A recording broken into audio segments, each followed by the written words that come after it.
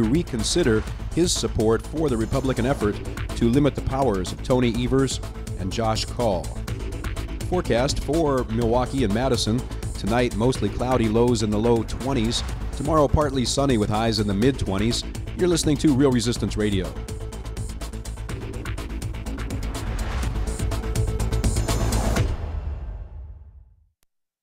Warning, you are about to listen to the greatest radio show ever.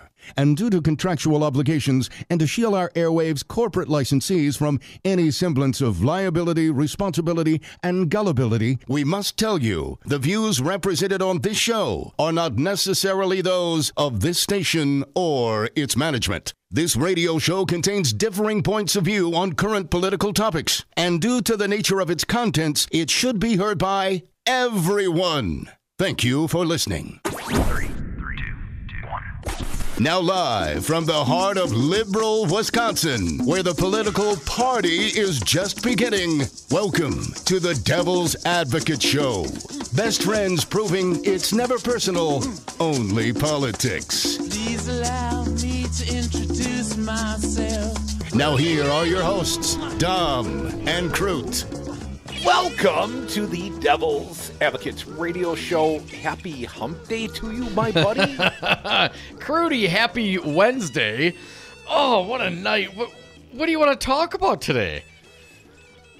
Let's talk about democracy dying last night here in the state of Wisconsin. A lame duck coup, hashtag lame duck coup. Thank you. Mary Batari got a lot of use out of that hashtag this week, Dom. Bad stuff happened in the dark of night, overnight. And we'll talk about some of the details of what happened. And in fact, we've got some great guests today, Dom, including the Attorney General-elect, one of the guys they've been clipping the wings of, Democrat Josh Kaul, calling into this fine show at 2:30 today. Also, it's been a while. Mike McCabe. He was a Dem gubernatorial candidate. We all know Mike from Blue Jean Nation. Mike's got his own attitude, something of a secret weapon for we the people, and he's going to join me. And this will be at a secret location here in the broadcast bunker, Dom. Mike McCabe coming to be on the Dane County end of this little bi-coastal broadcast. So Mike McCabe at 3:30 today. Big guest, as I mentioned, Dom. But I got to tell you, man, I'm feeling, I don't want to say defeated, but sort of like I got curb stomped last night. And like the entire state of Wisconsin did, and like small d democracy did. This is not one of Wisconsin's finer hours. I look at these Republicans, they're bastard people. There should absolutely be no rest for the wicked. These Republicans, if nothing else, Crudy, I think they've been absolutely consistent since Governor Walker came into power. Yes, consistently bastard people. They are taking every advantage. They always have. I believe they always will. So looking at the trend, this really should not be much of a surprise. Now, I get it, man. I understand it. You know, you feel like we got one. We got a Dem. We're going to change directions of the state of Wisconsin. Man, it's been a rough couple of years. All the Republicanisms that we've had to deal with. We're going on a decade. We're going on a decade of bad governance and one-party rule in the state of Wisconsin. And Wisconsin voters cried out and said no more. And that's been usurped.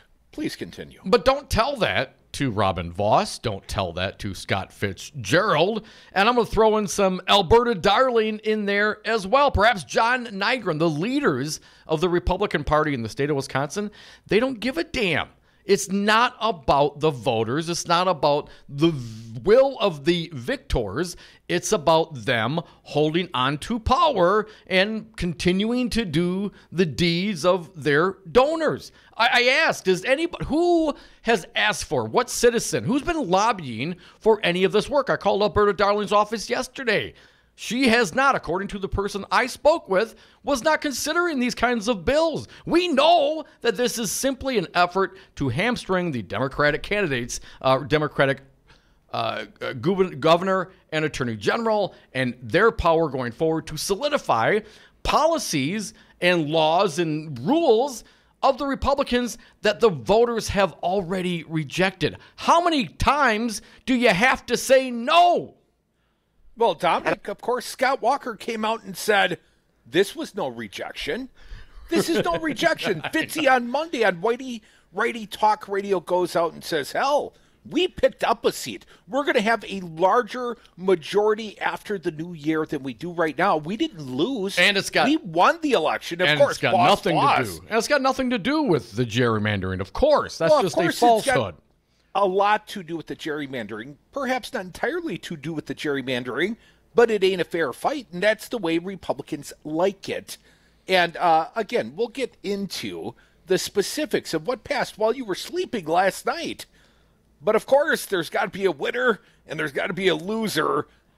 As I said, Dom, small d democracy, the state of Wisconsin, all of us, to my perception, the losers. But Daniel Bice has got his own list, and let's go there next. Voss and Fitzgerald get what they want, plus a public outcry in a lame duck session. The New Year is still weeks away, but the Republican-controlled legislature and Governor Scott Walker are already setting off fireworks in Madison. What do you say? Molotov? Yeah. Working through the night, lawmakers gave their approval on Wednesday morning to a bill aimed at curbing the power of the incoming Democratic governor and attorney general. Once again, Josh Kaul will join us here in about 20 minutes. Walker, who narrowly lost to State School Superintendent Tony Evers, has indicated he supports the actions of his colleagues in the Assembly and Senate. So, no holding your breath. There will be no conscientious conservative Scott Walker vetoing these measures. I already see in the editorials, don't waste the ink or your breath. Scott Walker's signing this crap into law as quickly as he can. But let me read on, and we'll declare some winners and losers here, Dom. With something this controversial, there will always be winners and losers, according to Daniel Bice. Here's our scorecard for who benefited and who didn't as the result of the lame duck session. Dom, who's the winner? The winner is Crudy. Assembly Speaker Robin Voss and Senate Majority Leader Scott Fitzgerald. Functions to you and your top colleague in the Senate. Under the GOP bill, Voss and Fitzgerald would gain full control of the Wisconsin Economic Development Corporation. The legislature could block the new governor's ability to write regulations, and lawmakers could also hire their own attorneys to file litigation for the state. Today's civic lesson, the governor proposes and the legislature does pretty much what it wants. Dominic, have you ever heard news prior? And this is news as far as I'm concerned. Daniel Bice, obviously, intentions change. Just ask every Democrat thinking about running for president in 2020. Give me the holidays. Robin Voss, though, I had never heard that he doesn't want to be the governor. I always suspected he was quite ambitious and did want to be the governor. But when you hear how Daniel Bice lays it out, he is executing a plan that perhaps he has already espoused prior to Daniel Bice. If and when Scott Walker ever loses, if the Republicans should, dare I say, lose one of the singular controls of power, then we'll just reshuffle the deck. We'll just take away the power of the executive branch, and we will restore it to me, Boss Voss. Well, you got a problem with that? Ask him. It's all constitutional. Just ask the folks who passed it. Dominic, according to Daniel Bice, the losers, Voss and Fitzgerald. Is this really how you want to pass legislation? Lame duck session, closed-door negotiations, little public input, hurried committee meetings, all-night floor sessions, party line votes, and then throw in the hypocrisy that many Republican lawmakers whined when Democratic legislators held their own, albeit completely unsuccessful, lame duck session in 2010. There is a saying that two things you don't want to see made are law and sausage. But what the GOP leaders in the Assembly and the Senate just produced in Madison reeks nothing being cooked up at Usinger's. I'm sorry, I got a little confused by his analogy. It stinks worse than the sausage. Dom, we're winners. You want to do a winner, man? I don't want you doing all the losers. Why don't you bring a winner on? Do you got it? I'm not feeling like a winner today. All right, man. I'll do the buddy. winner. I'll bring it on. Again, Daniel Bice today in the Milwaukee Journal-Sentinel. More winners, courtesy the lawyers. The governor has yet to sign the controversial legislation, and Democrats are already talking about going to court. Former U.S. Attorney General Eric Holder, incoming State Attorney General Josh Kaul, and Evers all sound like they're chomping at the bit to challenge the grab bag of GOP goodies. Here's a quote from Josh Kaul, our guest at 2:30. This is virtually certain to end up in litigation. Probably there will be multiple litigation that result from this, maybe in multiple courts. Just what everybody wants after a legislative session, courtrooms filled with suits, many of whom are billing the taxpayers by the hour. Will there be a lawsuit? Yeah, probably. Yeah, probably. Loser. Supreme Court Justice Daniel Kelly. Yeah, we know that. It's now apparent to everyone that Republicans are sorely afraid that Kelly, a Walker appointee with no previous judicial experience, is incredibly vulnerable, in my side, and probably unqualified to hold this position on the high court. But I read, GOP legislative leaders talked openly about moving the 2020 presidential primary to help Kelly, whose election coincides with it. The thinking was that Democrats could see a surge in turnout as they decided who will challenge President Donald Trump, hashtag not my president, and that could sink Kelly's chances of winning a full 10-year term on the court. So why not rig the election for a justice by moving the presidential primary? But in the end, the legislature did nothing, which actually ended up saying a whole lot. I think Dan Kelly, forevermore, he could have spoken out against this publicly. Hell, if you read between the lines from Fitzgerald, this came from the Wisconsin Supreme Court. Well, who on the Wisconsin Supreme Court would it possibly come from? Probably Kelly.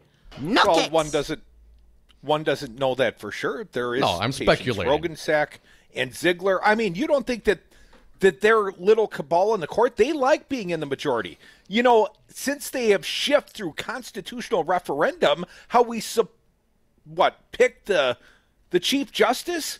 Well, you think Rogensack wants to lose her gavel? You think she wants to lose control of the court? I'm not sure if this came from Dan Kelly, but Dan Kelly, you're definitely a loser in this come process. On, man. And Republicans clearly see you as such, or they never would have proposed moving the elections to prop up your weak candidacy? Wow, rocking out already. Let's get to break, and then we'll finish up, and we're going to take some phone calls as well. We'll squeeze you in before our guest at the bottom of the hour, incoming Attorney General Josh Kaul. He thinks there's going to be lawsuits. I think he's probably right, but there's a few more winners and losers for us to get to. Now, Dom, the loser, small d democracy, the state of Wisconsin, and sleep. Not many rested politicians in the state of Wisconsin today. No rest for the wicked and no rest for the devil's advocates. Get our asses up, pick ourselves up, do it again today, do it again tomorrow. Keep fighting back. That's what we all must do. That's why we call it Real Resistance Radio. We are the devil's advocates. You can always join us. Phone lines open 844-967-2789.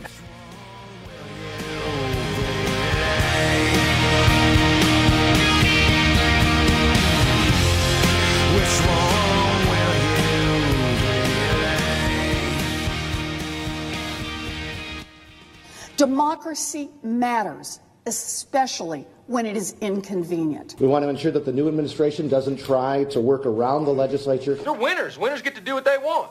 And I'll tell you why I can't put up with you people, because you're bastard people. Brad Zog, owner of Zero Res Madison, resisting dirty carpets and harsh chemicals. Brad, why should people use Zero Res Madison? Why wouldn't you clean your carpets like this? We're not using any soaps. We're not using any chemicals. We cost about the same as the other guys. You look at it and you go, where's the downside? You got a completely green clean. It's awesome. We guarantee it. There's no downside. There's no downside. Use Zero Res. Call Zero Res today. 608-848-9000. Zero Res. Spell it forward or backward. It's the right way to clean. As humans, we ask ourselves all kinds of questions. But what if we were forced to ask ourselves a question every day? that affected the outcome of the most basic things, the most important things in our lives. The question is, what is your sexual orientation or gender identity? And the answer is the difference between keeping your job or getting fired. The answer is the difference between staying in your home or getting evicted. The answer is the difference between receiving medical treatment or not. Because in 31 states, it's legal to discriminate against people based on their answer to this question. LGBT Americans have the right to say I do, but they don't have the same basic rights as everyone else. Get the facts at beyondido.org. Brought to you by the Gill Foundation and the Ad Council. Ignacio, what do you got for us today? Hey, I quit paying attention for like maybe one day, and all hell breaks loose. That goes to show me I got to pay attention every single day to your radio program, or else who knows what'll happen. If you don't listen to the Devil's Advocates 3 hours every day, Nacho, you're missing a lot. You got that right. I just learned that today. I turned it on and I'm listening, and you really just rocked my world today. I was just totally blown away. Save the $2 on tomorrow's paper. Listen to the Devil's Advocates today. Totally blown away. The Devil's Advocates. Sausage making never looks so good. And we are back. Thank you for listening to the Devil's Advocates radio show. Real Resistance Radio, streaming on YouTube and on Facebook. We are on Twitter at Devil Radio, and you can join in the outrage today, manufactured or not, 844-967-2789. Dominic, Wisconsin Attorney General-elect Dem Josh Kaul joins us soon. Let's go to the phones right now. Who's first? Chris from Sun Prairie, our pal. Hey, Chris, thanks for calling. I bet you have something to say. What do you got for us today? Hello, Chris. Chris going once. Chris going twice. All right, give us a call back. Chris, Pat from Milwaukee. You will be next. Thanks for calling, Pat. What do you got? Well, I think we, in this state, ought to take back our democracy. I heard someone say this morning, and what the plan was for all of us, public and private sector employees, going on strike, shutting down commerce in this holiday period. I think it's a good idea, and commerce is the only thing that the legislature looks at. That lines their pockets. So I think we ought to show them who has the power. What about negative consequences of that? I mean, are you concerned that there will be blowback? Because of course that sends a huge message. If hundreds of thousands of people walked off the jobs and into the streets, that would cause all sorts of pandemonium. Any concern about blowback or unintended consequences of that kind of action should it be successful? Well, not at all, because our democracy is that important, and we've had a usurpation of that power, and we ought not stand for it. Should we be holding our breaths and holding out hope beyond hope that Scott Walker will find a conscience and veto any of these lame duck measures? Don't count on it. I wouldn't. No, nor I. I don't even think it makes sense to pressure the man. We know that his conscience does not bother him. But I like what Pat's thinking, though. I appreciate, I know one of the things I thought about as well. I mean, if everybody dialed in, did that, I mean, you can't, something like that doesn't work unless a lot of people join into it. But let's say that's the plan. When do you do it? Do you do it now? Do you do it when he signs the legislation? Do you do it when the result of the year's worth of lawsuits? I mean, when does that happen? Because this will get drug out for a long time. Well, I don't think the people respond to the outcome of the lawsuits. Let the lawyers sue. We'll talk to Josh Kaul about the lawsuits. No, be mad. Get angry. Do something. Again, Mike McCabe has got a secret weapon for We the People. All right. We're going to drop it on you about 3:30 today. Again, Josh Kaul at 2:30. But let's get back to the phones. 844-967-2789. I've been stuck in my head all morning. I've been kind of down.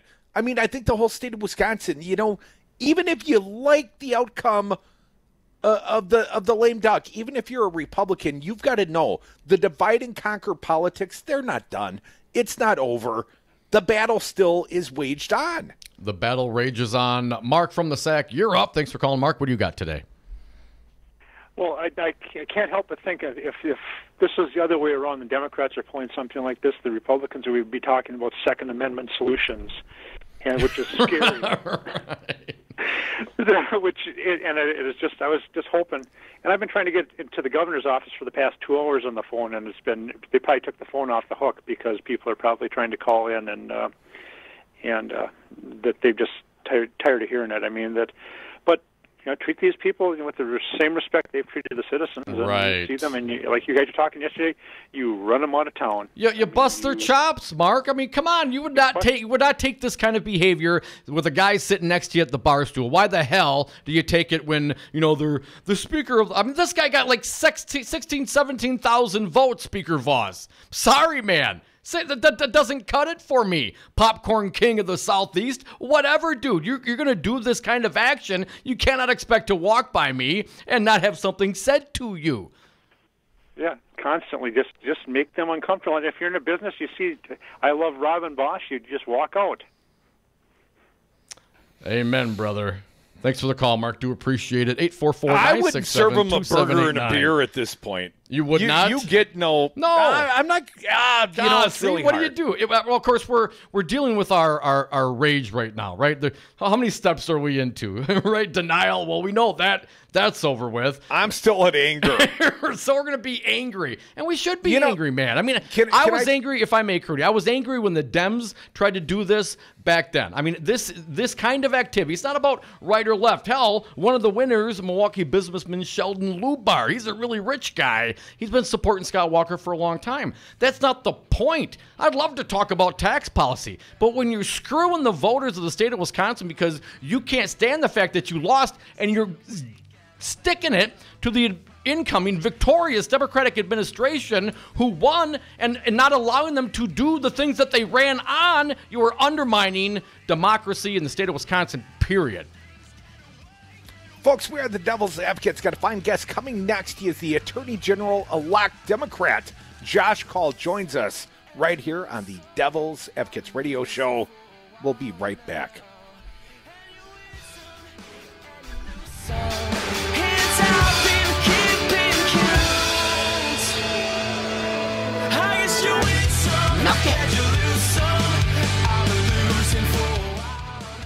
I used to run track.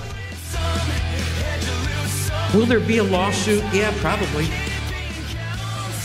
And I'll tell you why I can't put up with you people, because you're bastard people.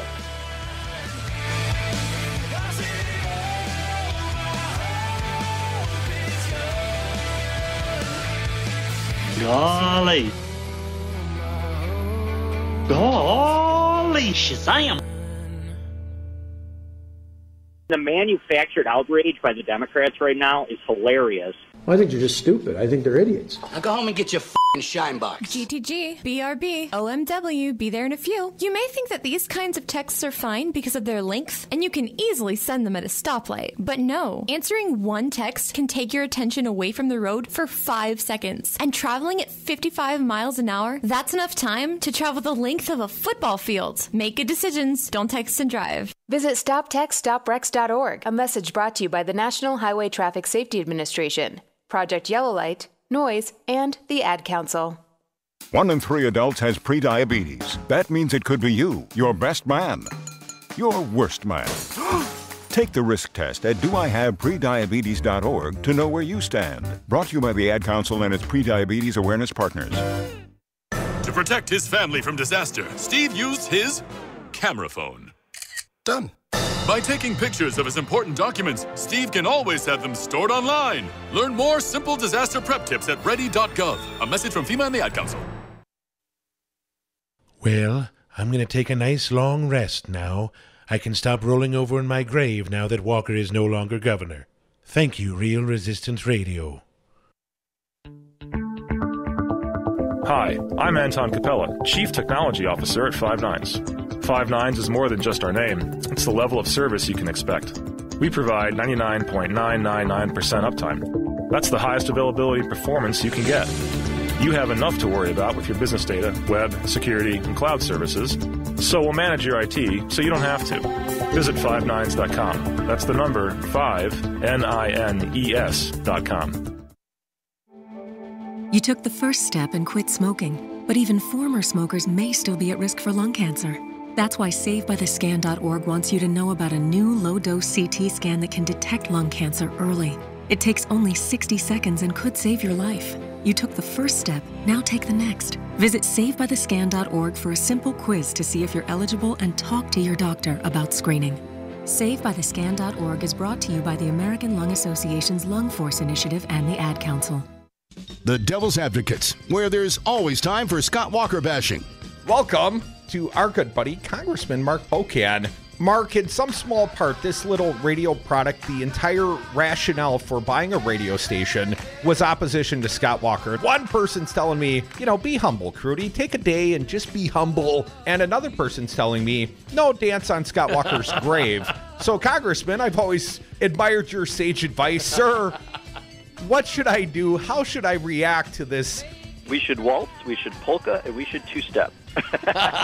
We should be dancing on this right now. To your credit, and I do want to give you guys credit. In Milwaukee, we have seen a shift, especially the suburban areas, from when we had just conservative radio to having you guys there. We have seen a shift in that area, and that's important because I think when people hear ideas, we do better. And I want to thank you for being there and doing what you do.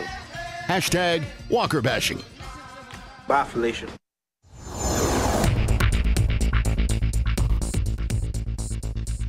For Real Resistance Radio, I'm Stu Daniels with your headlines. Former Wisconsin Governor Jim Doyle says the lame duck Republicans have sunk to a new low in limiting the powers of the incoming governor and attorney general. The Packers say Aaron Rodgers will not be involved in the search for a new head coach. Paul McCartney is going to play Lambeau Field next summer. West Stallion Brewing Company in West Dallas is planning to give away free beer for 6 hours on December 23rd. And the Bucks have been off since Saturday, but they'll get back to work tonight against the Pistons at the Forum. Forecast for Milwaukee and Madison. Tonight, mostly cloudy, lows in the low 20s. Tomorrow, partly sunny, highs in the mid-20s. And for Friday, sunshine with highs only in the low 20s. You're listening to Real Resistance Radio.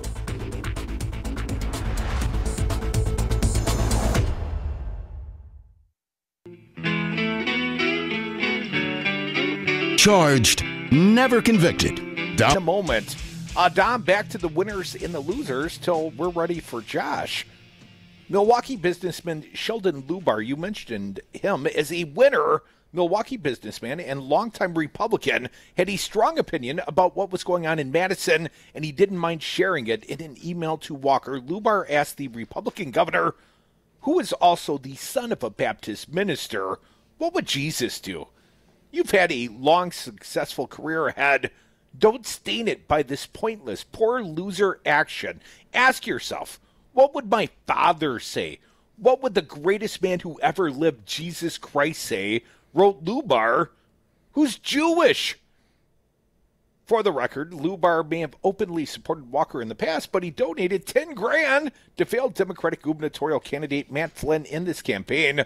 Rarely has the Milwaukee money man made such a bad investment. And we'll get one more in here. Crudy, according to Daniel Bice at the Journal-Sentinel, losers, Evers and Kaul, they may have stayed above the fray for most of lame duck session, but the fact is that the pair will enter office with diminished powers if Walker signs the legislation.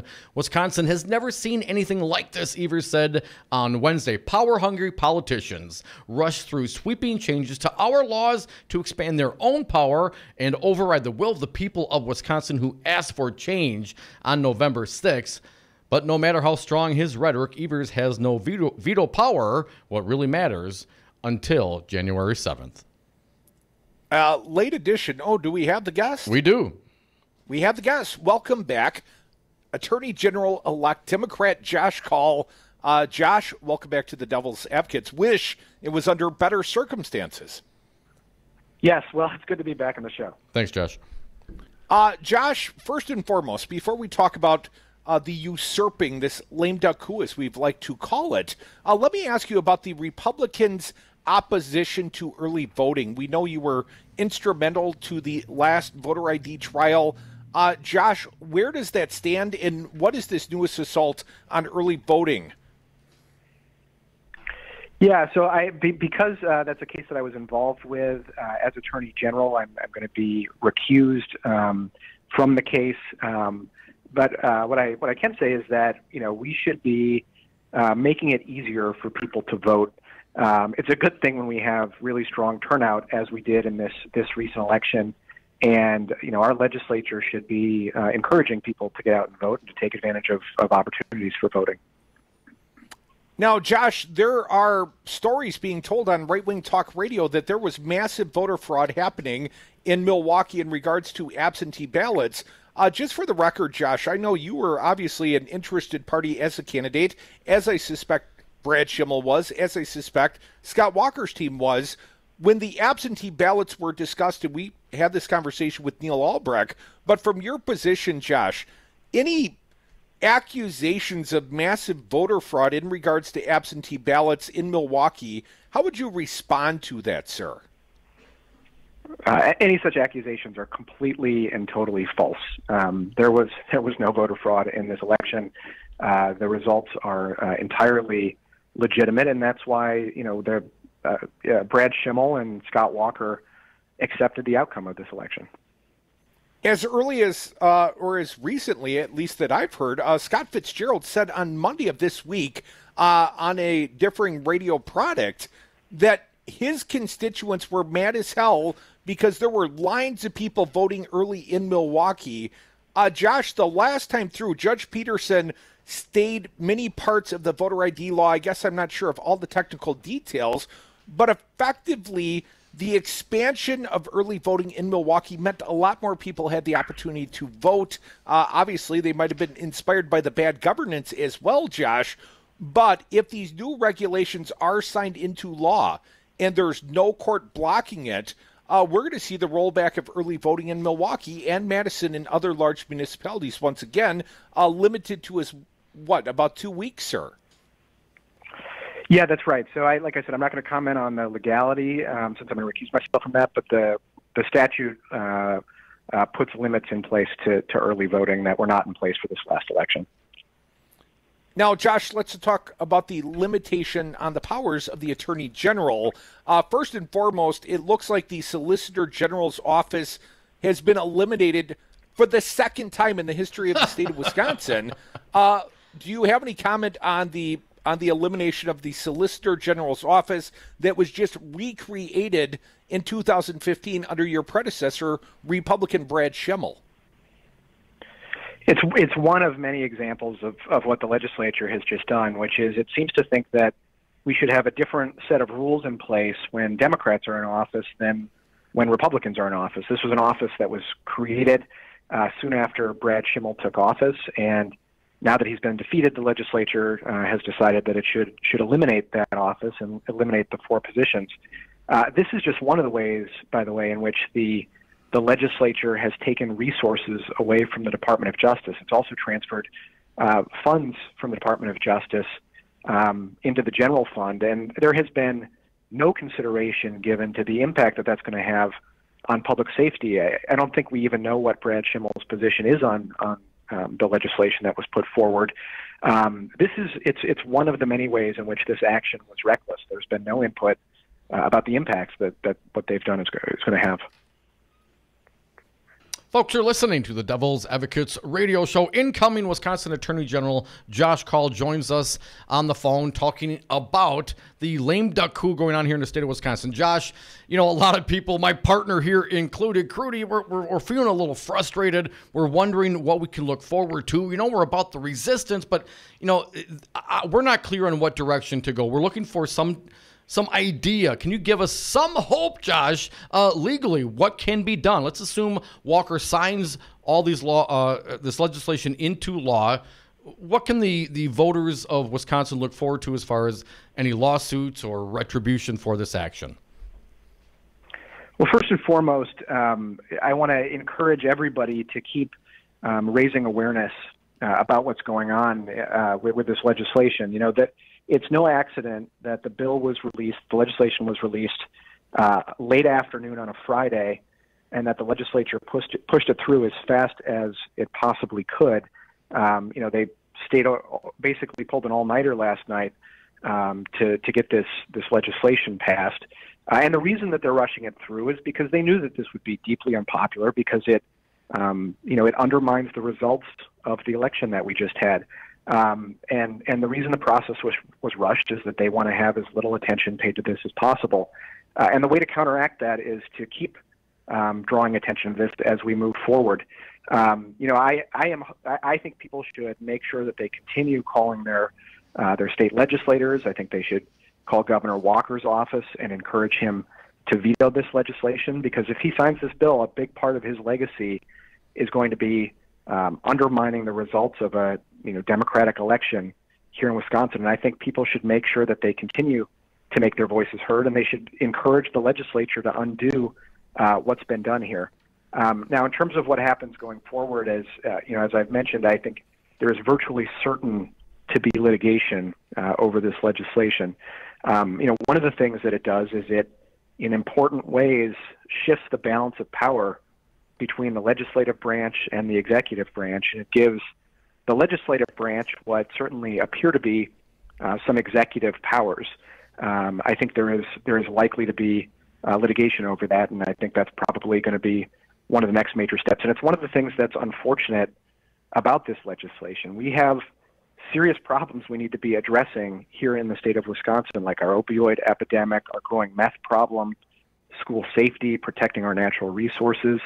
And one of the effects of this legislation is that we are going to be mired in litigation for a lot of next year. But our focus should be on solving problems for Wisconsinites, not fighting over who has what powers in the government. Josh, I hate to go there, but what would be the venue? Is it state or federal courts? And who would have standing to bring these lawsuits? I think there are potentially going to be multiple lawsuits that relate to this, and I wouldn't be surprised to see cases in both state and federal court. And the people who will have standing are those who have been impacted by this legislation. One other thing I want to emphasize on this is, yes, this is about separation of powers in part as between the executive branch and the legislative branch. But this is also a clear effort by the legislature to take power. Just as one example, both Tony Evers and I talked about withdrawing the state of Wisconsin from a lawsuit that's seeking to invalidate the Affordable Care Act. If that suit is successful, it's going to eliminate protections for people with a pre-existing condition. It's going to eliminate the guarantee that young adults can remain in their parents' coverage until they turn 26. It was a major issue in the governor's race. The legislature has now taken the power away from Tony Evers, if Governor Walker signs this, the power away from Governor-elect Evers to direct the AG to withdraw from that lawsuit. It's shifted that power to itself. So they have made one of the major debates in the governor's race into effectively a sham if this passes, and that is not how our system is supposed to work. Well, Josh, I note they didn't meet their own promise of creating protections for pre-existing conditions in this lame duck coup. And, hell, Kimberly Clark, was Kimberly Clark the supposed reason we were having this lame duck? Was that even mentioned on the floor? My understanding is no, sir. Greater consideration I have. We know gerrymandered power here in the state of Wisconsin. We know why Speaker Voss feels so comfortable in taking these positions, but could the actions of this lame duck affect the next redistricting? My concern, Josh, is the Republicans are effectively trying to strip away the power to challenge their maps, because quite frankly, if the maps, if the legislature is still what it is in 2021, Republicans get to make the maps. Tony can, veto them or reject them, but who then has the right to force them into the courts? Are we losing that right? Are you losing that right through the AG's office by any of the actions that they took through the lame duck, sir? So I don't think this will have an effect on redistricting after the 2020 election. If Republicans remain in the majority in the state legislature, they're going to have to work with Governor-elect Evers, because he has, as you said, he has the ability to veto whatever maps are passed in the legislature. So they're either going to have to reach an agreement, or ultimately, if they can't reach an agreement, a court will decide what maps are going to be in place. It's one of the reasons that now is the time to adopt nonpartisan redistricting in Wisconsin, because, if we don't, there's going to be a lot of time and energy put into fighting over these maps after the 2020 election, and probably money spent in court. We can avoid that by having a system that's fair to all involved, which is a nonpartisan redistricting process. Josh, I've got at least one final question. 2020, they had talked about decoupling the partisan presidential primary from the Wisconsin Supreme Court election.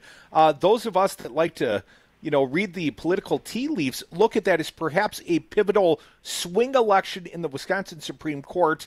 And we hear the Senate Majority Leader, we hear Scott Fitzgerald saying this is to affect the outcome for the benefit of the conservative candidate Dan Kelly. This seems like the most brazen of the corruption being suggested. Wasn't passed, but man, this is ballsy sort of stuff here. Yeah, that is something that did not end up in the bill, and I'm glad to see that. But it does relate to one of the many problems with this legislation, which is, that was one of the issues that was talked about in advance. There was discussion, as you mentioned, about Kimberly Clark. To my knowledge, there was no mention until Friday afternoon about any effort to reduce the powers of the Attorney General. I think Majority Leader Fitzgerald might have had one reference to the Solicitor General's office, but nothing about the powers of the AG's office. And again, that was because the legislature didn't want the public to weigh in on this bill. It didn't want public input. It wanted to do this as quietly as possible and as quickly as possible. It's one of the many ways in which the process here was deeply flawed. Thank you, Josh Kaul, Attorney General-elect Democrat. Once again, Josh, your advice is what? Just keep pounding the phones, keep calling Governor Walker, keep calling your state lawmakers? That's exactly right. This is outrageous. I mean, I want to be clear about what I said earlier on. This is an effort to undermine the results of the elections that we just had for governor and for attorney general. This is not how the process works in a democracy. You don't change the powers of the offices for which you just had elections after the election takes place. And so I know that people have been outraged by what's been going on. People have been showing up at the Capitol. They've been making their voices heard. And I want to encourage people to keep doing that, because the hope of the legislators who passed this is that this issue is going to go away quickly and that people are going to forget about it. I hope that people remember this and that they keep letting their legislators and Governor Walker know that they are opposed to this. Josh Kaul, happy holidays, man. Good luck to you. I feel like you're under assault. You won the election, and now the real battle begins. Josh, we'll talk to you sometime soon, I suspect, sir. Thanks for having me again. Thank you, sir. Folks, we are the Devil's Advocates. Thank you, Josh Kaul, Attorney General-elect. Find them. Join us on the phones. They're open for you now at 844-967-2789. They're winners. Winners get to do what they want. So you get nothing. You lose. Does that make sense? I used to run track. Have you outgrown your house? Are you sick of apartment living? Not ready to buy but know you need to move? Hi, folks. This is Tom Hartman for CCL Management in Middleton. You should consider moving up to one of the finer rental homes CCL Management represents. Unique houses and condos, always clean, most are pet-friendly. Visit cclmanagement.com today to find your new home. CCL Management, Dane County's premier leasing and property management company. Call CCL Management at 833-0009. That's 833-0009. Or visit cclmanagement.com today. Have a drink at Regano's Roman Coin. This neighborhood corner tavern is as classic as the street it occupies. Family owned and operated since 1966, Regano's Roman Coin is located in a former Pabst Tide House on historic Brady Street, serving an array of craft beers with a focus on Wisconsin breweries. Also, weekly drink specials, trivia on Wednesdays, seasonal sporting events, parties hosted for all occasions, and pet friendly. Open 11 a.m. Tuesday through Friday, 10 a.m. Saturday and Sunday, closed on Monday. Regano's Roman Coin, Milwaukee's pet friendly, cash only ordering classic corner tavern. On marijuana, unfortunately, as a public health issue and a public safety issue, I've opposed that. Dr. Sanjay Gupta, how can medical marijuana help those addicted to opioids? There's three big things. There's clear consensus now that cannabis can treat pain. That is not an opinion. That is a consensus conclusion by big scientific bodies like the National Academy of Science. We also know that it can help treat the withdrawal symptoms of opioids. People, they don't want to be on them anymore. They want to quit, but they develop the terrible withdrawal symptoms. And now we have evidence that it can actually help heal the part of the brain that is diseased in someone who's an opioid addict. If you had to start from scratch and design a substance to help lead us out of the opioid epidemic, like in a lab, it would probably look very much like cannabis. Call Governor Scott Walker at 608-266-1212. Tell him good people do smoke marijuana. This message was paid for by the People for People Corporation. Donate online at p4ppc.org, p4ppc.org. Bring it? Oh, it's already been brought in. Dom and Krutz are the Devil's Advocates. And we are back. Thank you for listening to the Devil's Advocates radio show on Real Resistance Radio, streaming on the Facebook and YouTube pages. We're on Twitter at Devil Radio. And you can always join the party. And the party line is 844-967-2789. Want to thank our most recent guest, Josh Kaul, Attorney General-elect, a Democrat, as if the Republicans had noticed. Now we got callers holding 844-967-2789. Let's get to them. Then I got a little something to add to this discussion. But Bill from Oconomowoc, you're next. Your opinion matters. What is it, sir? First of all, as usual, thanks for the job you do. But let's get rid of Voss and Fitzgerald, and here's how let's go about it. If you publish on your show when they're going to have their town halls, that's a big help, because I go to those town halls and I get in their face, and I can't wait to get in their face now. The other thing is, I think we could create a statewide referendum with your help of consider having a public hearing on what they're doing and charge that they have voided the Wisconsin Constitution. I read through the Wisconsin Constitution this afternoon. I still haven't found the bullet point I'm looking for, but I know it's there. And these guys have committed, I wouldn't say an act of treason, I would say a fraudulent act against our state constitution. They took the oath, they lied when they took the oath, and they voided it all today. Can we call that treason? Why not? Bill, I'm not sure what the proper, but other than informing the public, even Republicans that were totally against these actions, their will wasn't heard. I mean, that Joint Finance Committee, that public hearing was a sham. There were hundreds and hundreds and hundreds. I think something like 1,246 people registered against this and like 3 people in favor of. And they did it to us anyways, Bill. They're shameless. They're without conscience. And this is just a corruption of the electoral process. And, you know, I don't think that Republicans of conscience, reasonable Republicans, and I believe that there are some still, I don't think they like this any more than we do. Voss, Fitzgerald, they're not doing the will of Republicans either. I cannot believe, sir.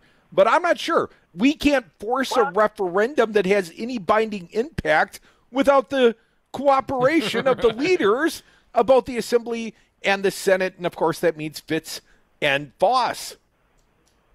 Well, what we can do, here's what we can do. First of all, it's not hopeless. Number one, it is not hopeless. Number two, there is a way to go after these guys. And the minute we create a media blitz on them, typical, Republican thing, you create an offense before they have it, put them on the defense. We start this groundswell as soon as possible. Your station is wonderful for getting the word out. I don't know if I got the direct answer today, but it's on the tip of my tongue. With a little work, we can figure this out. Even if we have town halls, inviting them on your show, and all that would show up would be a character, a cardboard cutout, whatever, showing the American or the Wisconsin voters how these guys have no interest in democracy. Well, Voss at least has taken us up twice. He has appeared on the show. The only time we've ever had the opportunity to question Fitzgerald, although I did see him flying out to Trump's inauguration in D.C., I believe, and no one gave up a seat. We all flew Southwest, a bunch of Republicans, Dom and I, and he couldn't even get a staffer to give him an outside aisle or a window. Scott Fitzgerald had to sit dead center in the Bernie seat, and just shows you the level of respect he commands from other Republicans in the state of Wisconsin. But the only time I've ever had the chance to question Fitzgerald, I asked him, how many credible accusations of sexual groping before you turn your back on Donald Trump? And, he's fully on the Trump train. He's the conductor. He ain't never jumping off. 844-967-2789. Let's get one more in before the top of the hour. Our pal, Pizza Box Mike. Hey, Mike, welcome back. What do you got? Man, who would have figured they'd do it in the late hours when nobody's around or watching? I knew, but anyway. Midnight's too early. Let's wait till 4 a.m. to start the votes. I could have finished my bagel route and gone in and watched part of it this morning. I didn't even think to check MLK Drive, that it would be open there. But I came in and they had just finished, and I'm like, what? Anyway, a little while later, I saw Queefish. He was wearing the same suit he was wearing yesterday, man, and the hair was kind of flat and stuff, greasy, whatever. He had his sunglasses on. He was like, hi at first, then when I started to approach him, he's like, no, and he ran away, chicken. And I don't know what was wrong. He thought I was reaching in my pocket for a gun or something, because you can do that now. And then I saw Senator Weingard, right? Or is it Vanguard? Like Volkswagen, who knows? This guy, he likes wearing a gun, right? So I saw this lady was sitting there, and we were talking for a while, and he comes in, I go, watch this. And I go up there, and I go, hey, man, you packing? And he pulls his suit jacket back, and there's a gun and a badge, right? And I'm like, yeah, but I just learned that, you can't open carry. You got to conceal and carry. He goes, I can. And I started laughing because I got Skywalker with me. And I said, well, how do you do that? Because you're senator? And he says, no, I'm a former police officer. And I'm just dying laughing, right? And the lady's watching. And then I started thinking, former police officer?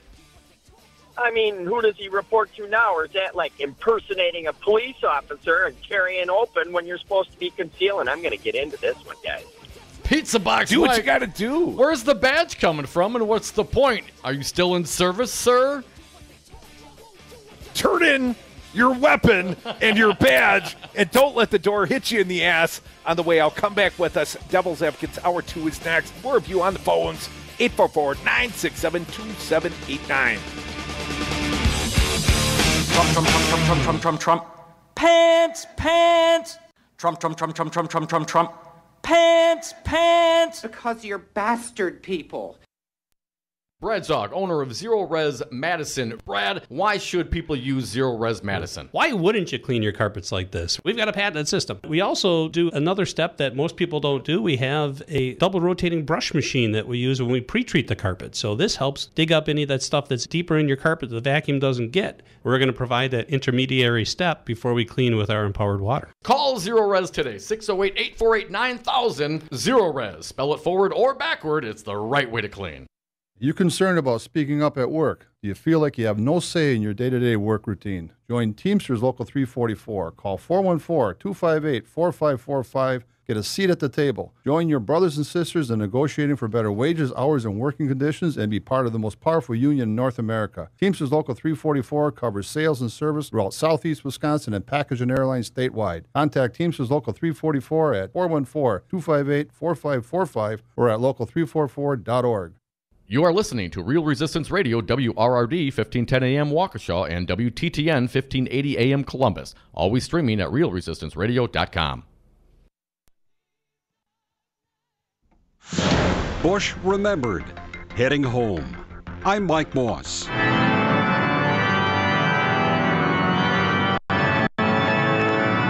Family, friends, and all the living presidents were on hand for the funeral of the late President George H.W. Bush at the National Cathedral.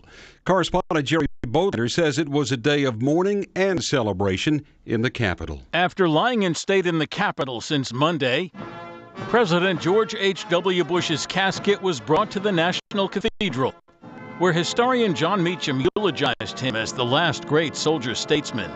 His son, former President George W. Bush, noted the late president had 2 early brushes with death before his life of service to country and his call to volunteerism. To us, his was the brightest of 1,000 points of light. Bush choked up at the end of his eulogy when he said the late president was the best father a son or daughter could have. Later, the casket was driven past the World War II memorial before the flight to Texas for burial. Jerry Bodland, Washington. The United States is making a move in the dispute between Russia and the Ukraine. The U.S. is preparing to send a warship into the Black Sea. Correspondent Ryan Brown at the Pentagon. Ukraine has accused Russia of building up its forces in the region. Russia today announcing they're conducting multiple military drills, so tensions are very high. The U.S. has called on Russia to release the Ukrainian ships and sailors it recently commandeered. New satellite images obtained exclusively by CNN reveal North Korea has significantly expanded a key long-range missile base located in the mountainous interior of the nation, offering another reminder that diplomatic talks with the U.S. have done little to prevent Kim Jong-un from pursuing his promise of mass production and deployment of the existing types of nuclear warheads that are in his arsenal. The stock market is closed today. 5/9, your local single-source IT solutions provider. Specializing in cloud technology, consulting, servers, networks, and hosting. We manage your IT so you can focus on running your business. Enjoy technology. Enjoy 59s.com. Teens in foster care will love you, even if you don't know the lingo. Dad bod, noun. The result of the occasional donut, always washed down with confidence. Brought to you by the U.S. Department of Health and Human Services, Adopt U.S. Kids, and the Ad Council. Visit adoptuskids.org.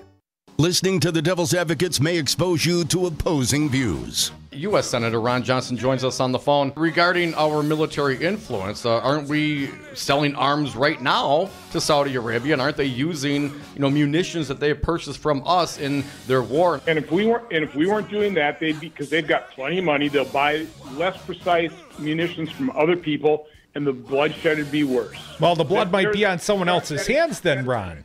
Well, I'm going to talk to you about that, Ron. Equal housing lender. Former National Security Advisor Michael Flynn could be facing little to no jail time after his extensive cooperation with the Mueller Russia investigation. Correspondent Matthew Chance reports that Flynn has given personal accounts of cooperation between Trump's team and Russia. I expect that behind the scenes, Russian officials are bracing themselves for the possibility of public revelations, more of them, about contacts with President Trump or his associates in the run-up to his election and, of course, beyond. In a heavily redacted memo, Robert Mueller said the former National Security Advisor Michael Flynn gave substantial assistance to his probe, including first-hand accounts of interactions between individuals of the presidential transition team and Russia. U.S. gymnastics stung by scandals and lawsuits over sex abuse of athletes has filed bankruptcy. Gymnastics has been beset with money problems since the scandal involving Dr. Larry Nassar. Take a look under your bed. Find stuff under there? What about jobs? No? Now try your basement. There's a pair of overalls that overall you're not so into anymore. A perfectly good laptop that hasn't sat in your lap in months. And even more stuff, but still no jobs? Well, you really have both. See, stuff is defined as household articles considered as a group.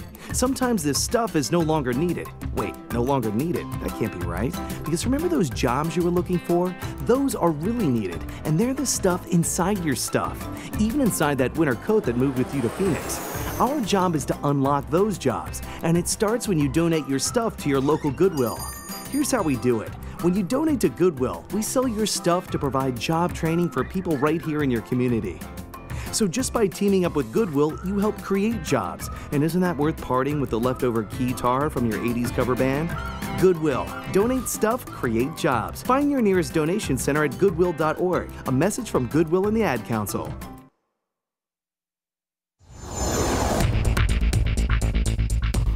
For Real Resistance Radio, I'm Stu Daniels with your headlines. Lame duck Republicans in Madison worked through the night, mostly behind closed doors, and this morning approved their plan to limit the powers of the incoming governor and attorney general and cut back on early voting. Hundreds of demonstrators packed the Capitol over the past 2 days to protest what they say is a power grab by Republican lawmakers. The move has also received a large amount of national attention. The legislation is now on its way to Scott Walker's desk for his signature. And Republican lawmakers in Madison failed to pass their plan that they said would protect people with pre-existing conditions. Forecast for Milwaukee and Madison tonight, mostly cloudy, lows in the low 20s. Tomorrow, partly sunny, highs in the mid-20s. You're listening to Real Resistance Radio.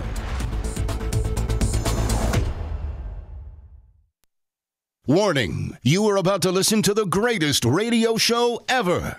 And due to contractual obligations and to shield our airwaves' corporate licensees from any semblance of liability, responsibility, and gullibility, we must tell you the views represented on this show are not necessarily those of this station or its management. This radio show contains differing points of view on current political topics, and due to the nature of its contents, it should be heard by everyone. Thank you for listening. 3, 2, 1.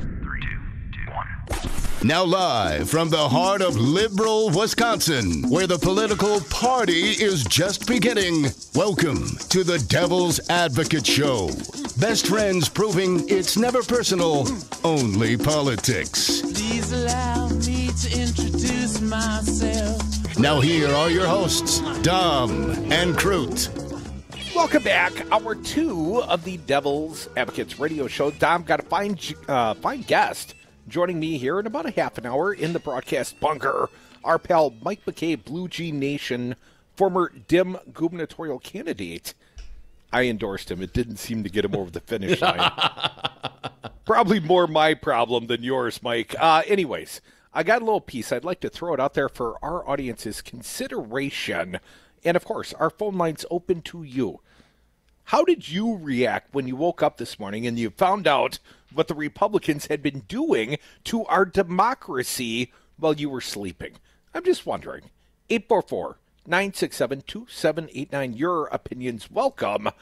Dateline Madison, Wisconsin, passing the measure along party lines. The GOP-controlled Wisconsin legislature voted Tuesday to dissolve the 30th state admitted to the union rather than let Governor-elect Tony Evers and other members of the Democratic Party have it. Here's a quote, Dom. This essential legislation officially dismantles the state of Wisconsin, thereby ensuring Democrats who won every statewide executive office on the ballot last month will have no legal authority within its borders, said Republican Senate Majority Leader Scott Fitzgerald, explaining it would be reckless to honor the fair election of Democrats to the state's executive branch and far preferable for Wisconsin to cease existing and become instead a lawless wasteland of snow and ice. Pardon me, one more quote. While we cherish the past 170 years of statehood, there is simply too much at stake right now to allow the clear will of the people expressed at the polls to ruin Wisconsin by putting Democrats in positions such as governor and attorney general. At press time, the Republican-led legislature had passed a follow-up resolution naming outgoing Governor Scott Walker the eternal God King of the former state of Wisconsin. This byline from apparently politics.theonion.com. The Onion. I love it. The manufactured outrage by the Democrats right now is hilarious.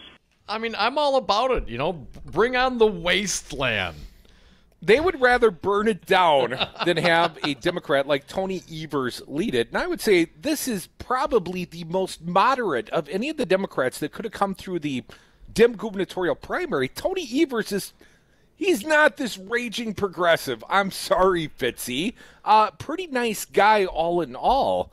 And they, of course, are going to use that against them. Other raging progressives can't be nice people, Crudy, but it doesn't matter. It does not matter. It could have been Tony Evers, could have been anybody else. Hal Crudy could have been you. Could have been. But it didn't matter because you know who it's not? It's not a Republican. It's not someone that they can put in their pocket or pull the strings and make them do what they want them to do. Briefly, Crudy, I got a piece. National news, you know it. When Wisconsin makes the national news, it's Packers, serial killers, and bad governance, an editorial piece, briefly from the Post last night. Wisconsin's Republican-controlled legislature sprinted Tuesday to pass a hastily drafted package of bills that would strip power from the governor and state attorney general. Michigan Republicans are trying a similar maneuver. The reason? Democrats won elections last month, and Republican lawmakers will have to share power with them come January. But sharing does not seem to be on their minds. Refusing to accept their fair and square electoral losses, these GOP legislators instead want to keep their hold on power by changing the rules. Does anyone really want this to be the standard practice after a party loses a governor's mansion? With the final package in flux, well, we know it passed now, Wisconsin Republicans are considering stopping the new Democratic governor and attorney general from pulling the state out of the anti-Obamacare lawsuit, though these two won the election with a promise to do so. GOP lawmakers might empower themselves to appoint attorneys to defend state laws, usurping the role of the attorney general, and the governor's powers over the state's voter ID law, economic development board, and benefits programs could be limited. The legislature could also cut early voting. We know they passed that, Crudy, as seen as helping the Democrats while the current Republican governor is still in power. They're going to do it. Michigan Republicans are considering similar end runs around democracy, and they are looking to use their lame duck session with a duplicitous end around voters with minimum wage laws. They passed the law earlier in September when it was poised to be on the November ballot, preventing voters from considering the policy. Now they're moving to weaken it, which they can do with a simple majority in the legislature because voters did not impose it. Senator Scott Fitzgerald from Wisconsin admitted Monday that Republicans would not be trying to limit the governor's powers if outgoing GOP Governor Scott Walker had won a third term, explaining that Republicans do not trust the incoming Democrat. It does not matter if they trust the next governor. Wisconsin voters chose to do so.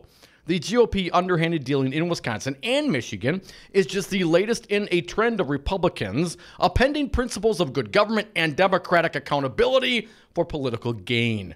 The party's massive resistance to President Barack Obama culminated in a debt ceiling fiasco and an improperly denied Supreme Court seat. Republicans in state after state have imposed new election rules designed to deter Democrats from voting.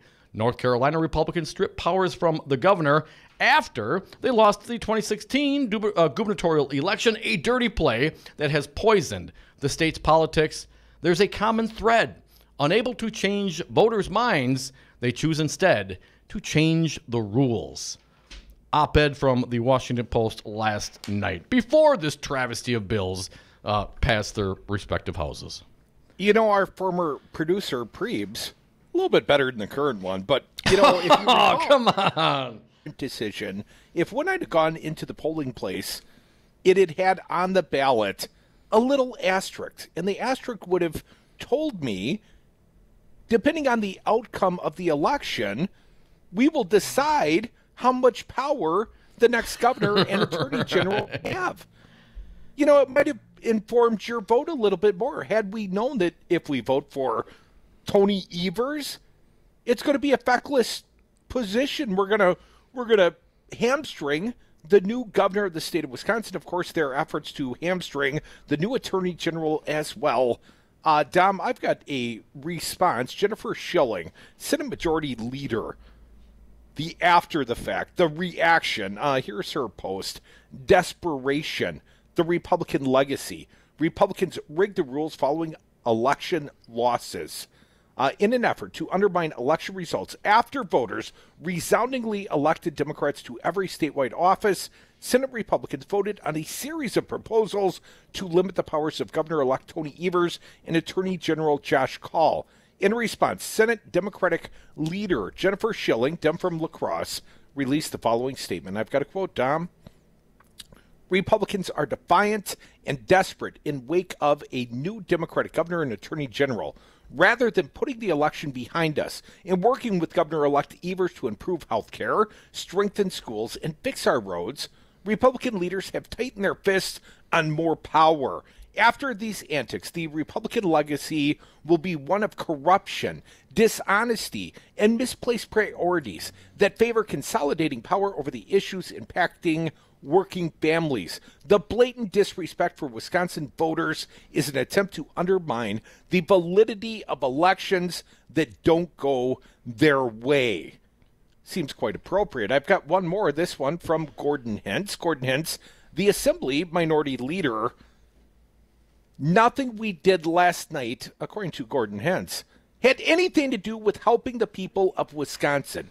It was about helping politicians. It was about power and self-interest. This is exactly what people hate about politics. Amen, brother. This is exactly what I hate about politics, Tom. Let me read on. Again, from Gordon Hentz, the Assembly Minority Leader.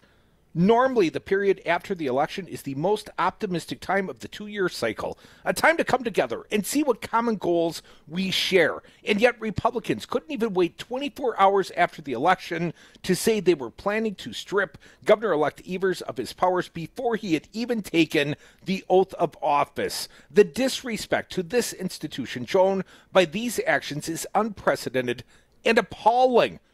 No one should pretend what occurred last night is remotely normal. It is hard to overstate the long-term damage this will have on our democracy. Republicans are making our state a national disgrace by this blatant attempt to override the will of the voters. Gordon Hentz, Assembly Minority Leader. So, we've heard from Schilling, we've heard from Hentz. I'd like to hear from you as well. 844-967-2789. And also, Dom, in this hour, a fine guest, Mike McCabe, joining me in the broadcast bunker. Mike McCabe, of course, a Dem gubernatorial candidate in his own respect, also leads the movement at Blue Jean Nation. And he's got a little plan, a secret weapon, he declares, for we the people. And I'm looking for something. I hope it's not like Trump's inspiration. secret plan to defeat ISIS, man. I'm really looking for some guidance, somewhere to channel all this energy, all this angst. I mean, these Republicans, are they ever going to... we should never allow them to show their face in public again without just the mocking that they deserve. They are not worthy to hold the positions that they hold. They need to be roundly rejected, but it's going to take a while, man. Cody, we've talked about it earlier today, you and I, off air. I mean, the winds are obviously shifting. They're doing everything they can. It's the continual death throes of the Republican Party. WAGA. 844-967-2789. We'll come back with some of your calls right here on the Devil's Advocates on Real Resistance Radio.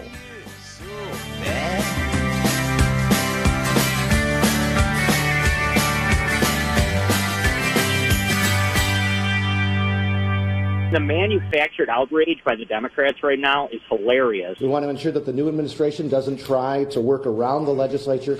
It's so bad!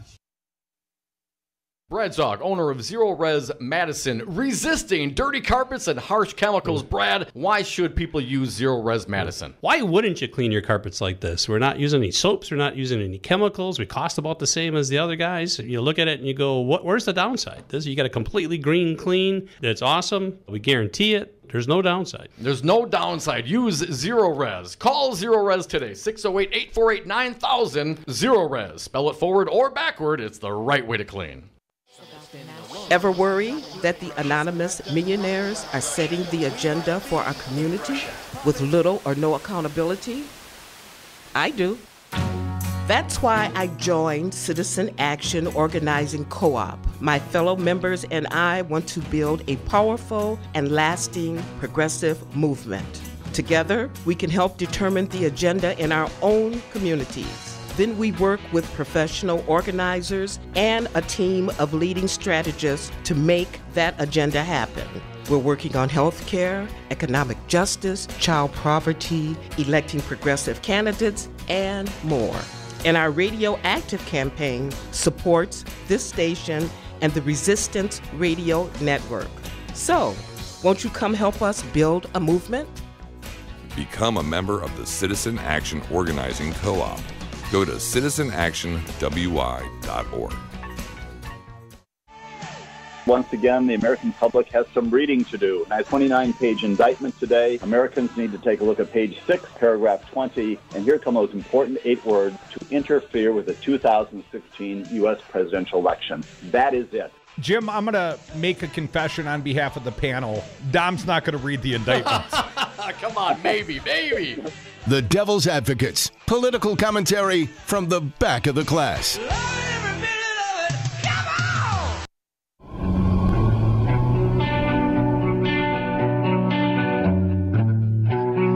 Kicking ass and taking names since the Wisconsin uprising. Dom and Crute are the Devil's Advocates.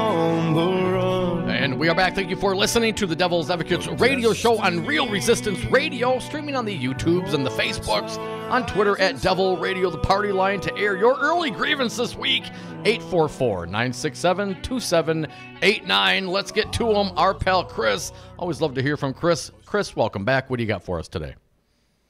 Hi. Well, I just wanted to speak as somebody that was in the Senate last night when they passed a lot of these bills. And I showed up at the Capitol for the noon sing-along. And at that time, the galleys were full of people.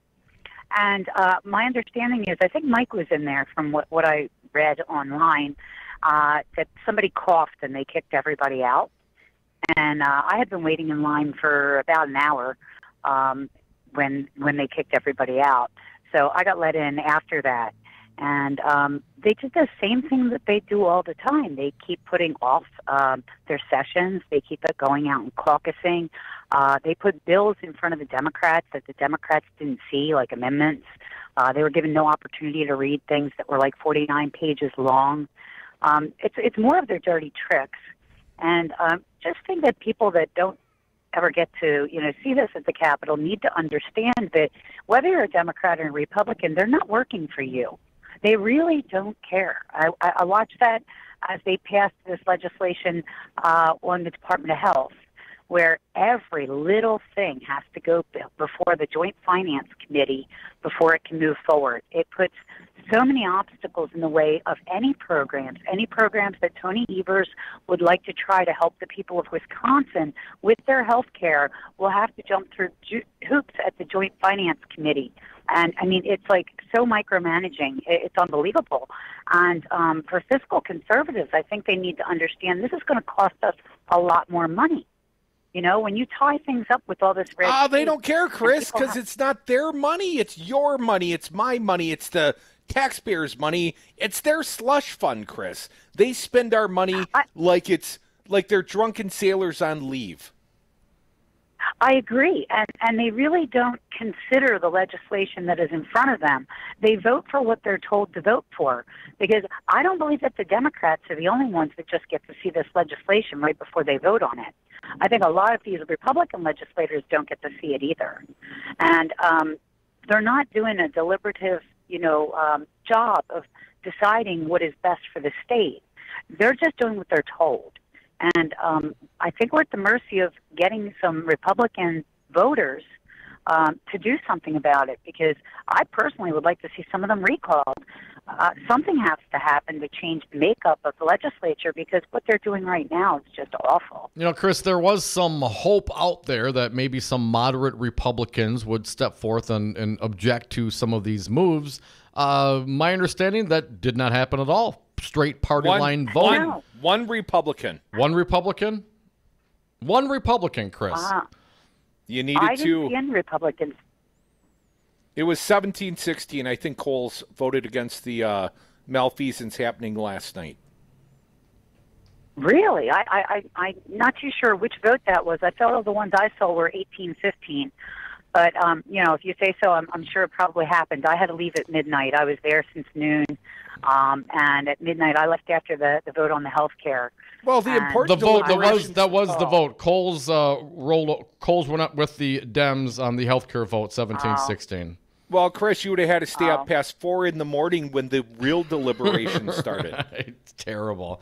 Yeah, Chris, I'm sure. And the sad thing is our legislators are so tired. I mean, I spoke with John Urbanbach last night, and he had circles under his eyes. He just looked exhausted. This is not a way to legislate. There's no need for these people to be kept up all through the night. It's ridiculous. And Chris, wasn't it ridiculous? The one promise made by both Vukmer and Walker was to protect our pre-existing conditions. And, of course, that did not get taken up and passed by those Republicans last night.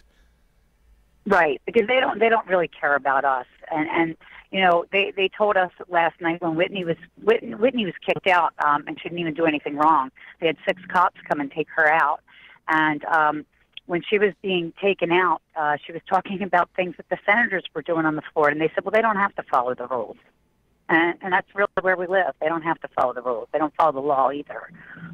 They pass some things that Full disclosures on these 82. We don't even know what financial conflicts they may have.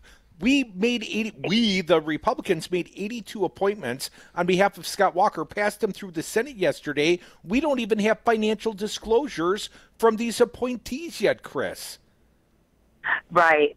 I really hope Tony Evers reacts to this by, I wouldn't appoint Luther Olson to anything.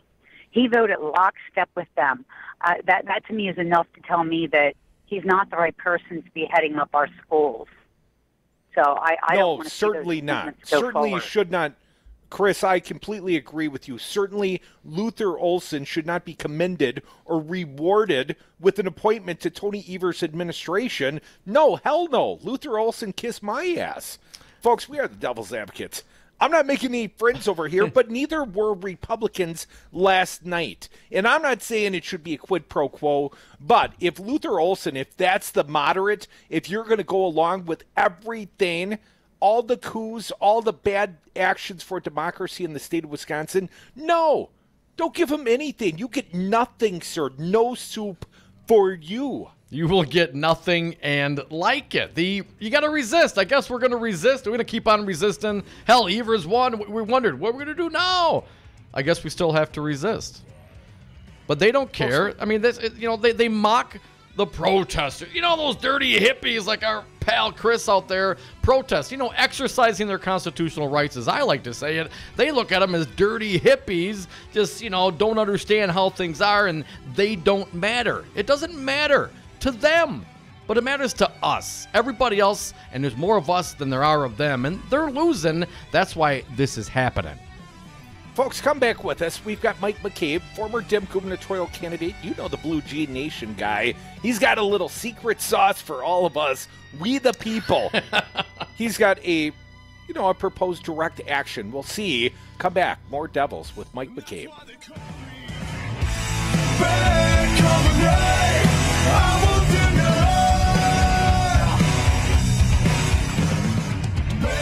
Will there be a lawsuit? Yeah, probably.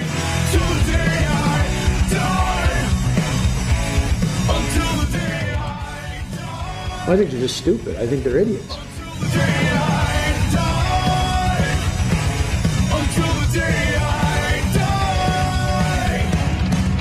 What would you say you do here? I'm straightly not answering your question. We'll deal with this tomorrow night. You'll get nothing and like it. 5 your local single-source IT solutions provider, specializing in cloud technology, consulting, servers, networks, and hosting.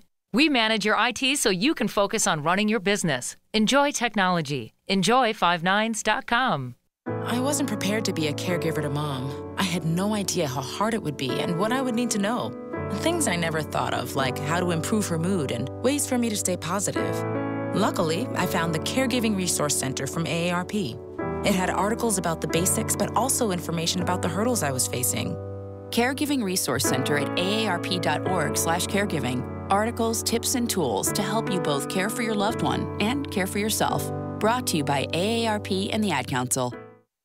When you shop Goodwill, you don't just bring home a vintage dress or cat lamp. You bring home so much good to your community because everything you buy funds local job training and more. Goodwill, bring good home. Brought to you by Goodwill and the Ad Council. Here's how you get them. If someone invites you for a cocktail, you bring them beer. If someone invites you to dinner, you bring a casserole. That's how you make friends. That's the Wisconsin way. Brad Zog, owner of Zero Res Madison. Brad, why should people use Zero Res Madison? Why wouldn't you clean your carpets like this? We've got a patented system. We also do another step that most people don't do. We have a double rotating brush machine that we use when we pre-treat the carpet. So this helps dig up any of that stuff that's deeper in your carpet that the vacuum doesn't get. We're going to provide that intermediary step before we clean with our empowered water. Call Zero Res today, 608-848-9000. Zero Res. Spell it forward or backward. It's the right way to clean. Do you own a rental property, or would you like to partner with a rental investment team? Call the pros you can trust at CCL Management. Rental expertise second to none, a general contractor on staff to direct repairs and improvements, and real estate brokerage services tailored to the small investor.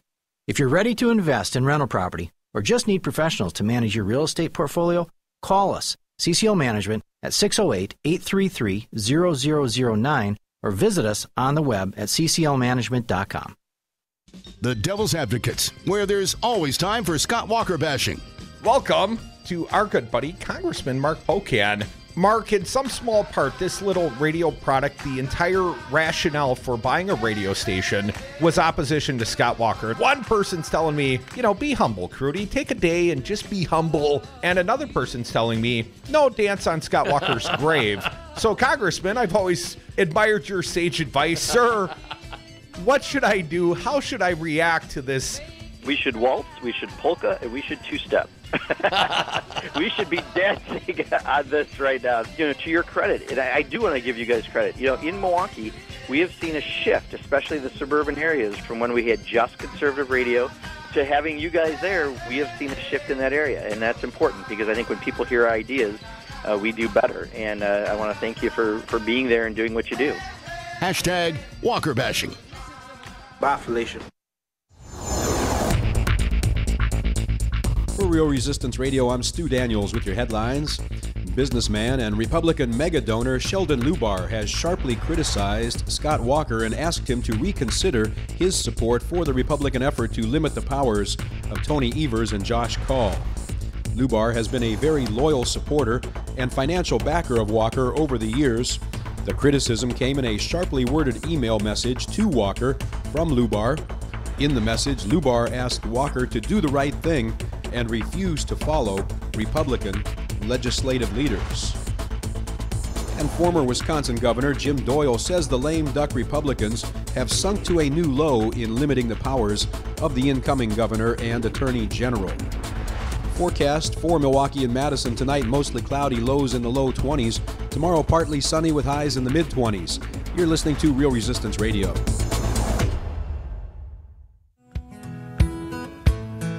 Grass-fed, locally raised, 100% organic. Dom and Crute are the Devil's Advocates. Welcome back to the Devil's Advocates Radio Show. Dom, we welcome back a good friend. He was a fine candidate, a Democrat. He ran for governor. He is Mike McCabe, Blue Jean Nation. Mike, welcome back to the Devil's Advocates Radio Show. Great to be back. Good to be with you. Yeah, thanks for coming, man. So, Mike, I got to tell you, I got to be quite honest. I have been a little, but I guess every time I find myself disappointed, and I'm even disappointed by the response. I wanted 100,000 people marching on the Capitol. I wanted Tony Evers up there, swinging a big sword or something on the Capitol steps. I'm not sure what I expected, Mike, but I wanted more than just rolling over and watching the Republicans stick it to us in the dark of the night. You and a whole bunch of other people are feeling that exact same way. And, I think some people are just stunned. I don't think anybody should be stunned. I think this is totally in character with the way these people have operated. They've had one-party rule for 8 years. They like one-party rule very much, and they very much want to hold on to it. Even when they lose elections, they want to call all the shots, and they don't want anybody else to have any role in calling any shots, even when they lose elections. And so the steps that they're taking are absolutely consistent with the way they've behaved. Now, Mike, are you sure about that? Because I heard Speaker Voss talk about, making sure that the co-equal branches of government remain equal, and that there was just, for some reason, we don't know why exactly, the executive branch had just a little bit too much power, and, really, this could all be undone in the next session by the legislature and the governor, according to Scott Walker. So what's the big deal? Yeah, if there was this imbalance, then that imbalance existed for the last 8 years, and they were perfectly content. They had no problem whatsoever with the arrangement when their party controlled the governor's office. But as soon as their party lost the governor's office and there was a new Democratic governor coming in soon, then all of a sudden they've got a big problem with the whole arrangement. And and listen, if people want to have a conversation about whether the Constitution's got it right or not about the balance of power between the executive and legislative branch and the separation of powers between the branches of government, if there needs to be that conversation, that's one thing. But they didn't have any problem with the Constitution or this whole arrangement as long as they had their side in the governor's office. But again, they grew really fond of one-party rule, and they want to hold on to it for dear life. Mike, I think once upon a time, my mom told me nothing good ever happens after midnight. When you start debate at like 4 o'clock in the morning, you're up to no good. This is malfeasance in the dark of the night. I think they were trying to wait out the population. They were trying to wait out the media. Obviously, this was no effort at transparency. Oh, God, it was the exact opposite. This was every effort made to try to see if they couldn't slip this through without anybody noticing. But it is so brazen. It is so obnoxious. It's such an abuse of power that, of course, people are noticing. And this is actually making national news. This is not just catching the attention of people here in Wisconsin. This has caught the attention of media across the country. People across the country are looking at this and saying, "Holy cow! Look at what these people are doing." But they drop this on everybody late Friday night, hoping that the weekend comes and nobody will notice, and then they hold a hearing on Monday, act on Tuesday, and they just think that this is all going to blow over. Again, this is a really fouled up way to run a government. Folks, you are listening to the Devil's Advocates Radio Show. Got a fine guest live in the broadcast bunker with me. He's our pal, Mike McCabe, Blue Jean Nation. Mike, how much of the bad governance going on, especially in regards to the legislation passed by Republicans last night, how much of this is attributable to gerrymandering and the safeness? These Republicans are unaccountable in their current districts. They don't have to worry about losing to a Dem. Hell, maybe they get primaried by a Republican, but they are worried about the Dems. That hasn't happened nearly enough, and that's what's got to start happening. You've got to have independents and reform-minded Republicans who mount vigorous primary challenges to these Republican legislators all across the state. All of them have got to face significant primary opposition. That's the way that voters can get out of this trap, because this does have everything to do with gerrymandering. They've created districts that are absolutely safe. It's a foregone conclusion which party is going to control these seats. They've made a lot of safe Republican seats. They've made a few overwhelmingly Democratic seats. In the Republican seats, there's going to be a Republican representative. That's a foregone conclusion. If you're a Democratic voter in one of those districts, you have no hope of representation. If you're a Republican voter in these overwhelmingly Democratic districts, you have no hope of representation, because there is going to be a Democrat elected in those few districts, because they've packed so many Democratic voters into such a small number of districts. And what that does is it just breeds arrogance. They don't feel that they can be touched. They don't feel that they can possibly be defeated in an election.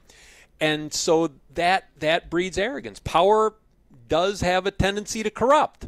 And that's exactly what we're seeing here is the arrogance of power reaching the point where they say, hey, even when we do lose an election, we expect to still be in charge. We still expect to be able to call all the shots.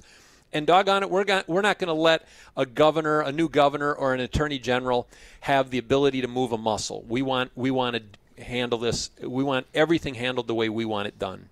So, Michael, if I'm understanding your avocation, it sounds like you got a special sauce here. Are you advocating then for the primarying of Republicans? Absolutely. From the center, from the right, where do you find these primary opponents, and how do you make it hurt? Independents and reform-minded Republicans need to be actively recruited to run against incumbent Republican legislators in these districts all across the state. People who are Main Street Republicans, who are sick to their stomachs when they see what their party is becoming, and who don't believe in abuse of power. They need to be recruited all over the state, and they need to challenge these Republican legislators. Some of them will win. A few of them will win, and that will send shockwaves across the system. A lot of them will lose, but even those who lose will have changed the dynamics of the race. They will have forced those Republican legislators to be accountable to voters in a way that they're currently not accountable. Primary elections are an incredibly powerful tool of accountability, but it's almost like so many of us have gotten allergic to primary elections. Not very many voters participate in them, and that's a huge mistake on the part of voters, because when you've got these gerrymandered districts where it's a foregone conclusion which party is going to hold a seat, the only opportunity for voters to shake things up and get some new blood into the system is with a primary election. Primary elections have got to be used much more extensively and strategically by us voters to use this as a tool of accountability, to hold these people accountable in a way that they're currently not. If we don't do that, if we don't have that kind of accountability, it breeds arrogance, it breeds this abuse of power, it breeds exactly what's been unfolding at the Capitol here in recent hours. Folks, you're listening to the Devil's Advocates radio show on Real Resistance Radio. Former gubernatorial candidate and founder of Blue Jean Nation, Mike McCabe, joins us on the show. So, Mike, I want to be clear here. You're saying that I should primary Alberta Darling, who's my state senator, as a Republican? Is that what you're suggesting? And in a whole bunch of other places, that's exactly what should happen. Or someone like you, more qualified, perhaps. Oh, come on. I'm qualified to talk about politics every day on the radio. Mike, you got the rugged good looks. You got, I got that going for me, which is nice. Yeah. Mike, how should we, generally speaking, and I like what you're saying. I don't disagree. I think, frankly, primaries are good for everybody. I'd love to see, when I go to vote and I look at the ballot and I see someone who's not primaried, it just kind of bothers me a little bit. And, it's not like I've ever ran for anything, so I can't get too upset about it, but I agree with the sentiment. I mean, that keeps them fresh. It keeps them, keeps them on their toes, and it keeps their ear to the ground when you have to show up and perhaps debate, but a lot of them won't. But at least have to explain your position to other people in that party. And as we know, on the Republicans, even the Independents, and certainly in the Dems, there's different factions of the party. So there certainly is room for more than just the pure quote-unquote hard right or hard left ideologue. There's a lot of room in there. But generally speaking, how do you think right now we should react as a citizenry, as the electorate, towards this usurp of power? When we see our elected officials in the street, should we confront them? How do we address this? And to be nice, to be civil, but what do you suggest? Because I'm kind of fired up right now, and I don't want people listening to me right now because I'm a little fired up about it. What would you think? People need to speak truth to power, and people need to be blunt about that. Personally, I think you can do that without being nasty. Yeah. You just have to be blunt. You just have to say, look, this is disgraceful what's going on. And people need to protest. They need to demonstrate. But I think we also have to be mature enough to realize that everything about the track record of the people who currently are in power at the Capitol indicates that they are not likely to hear those voices or listen to the people. So that means we need to get creative. We need to pull some tools out of the toolbox that haven't been used in a long, long time and use them much more aggressively. Real quick, Mike, who recruits? You talk about going out and recruiting these moderate Republicans. Who does that? Citizen groups need to do that. We can't just leave this to the political parties, because they don't want primary elections. They want their people to be uncontested. They want their side to not face opposition.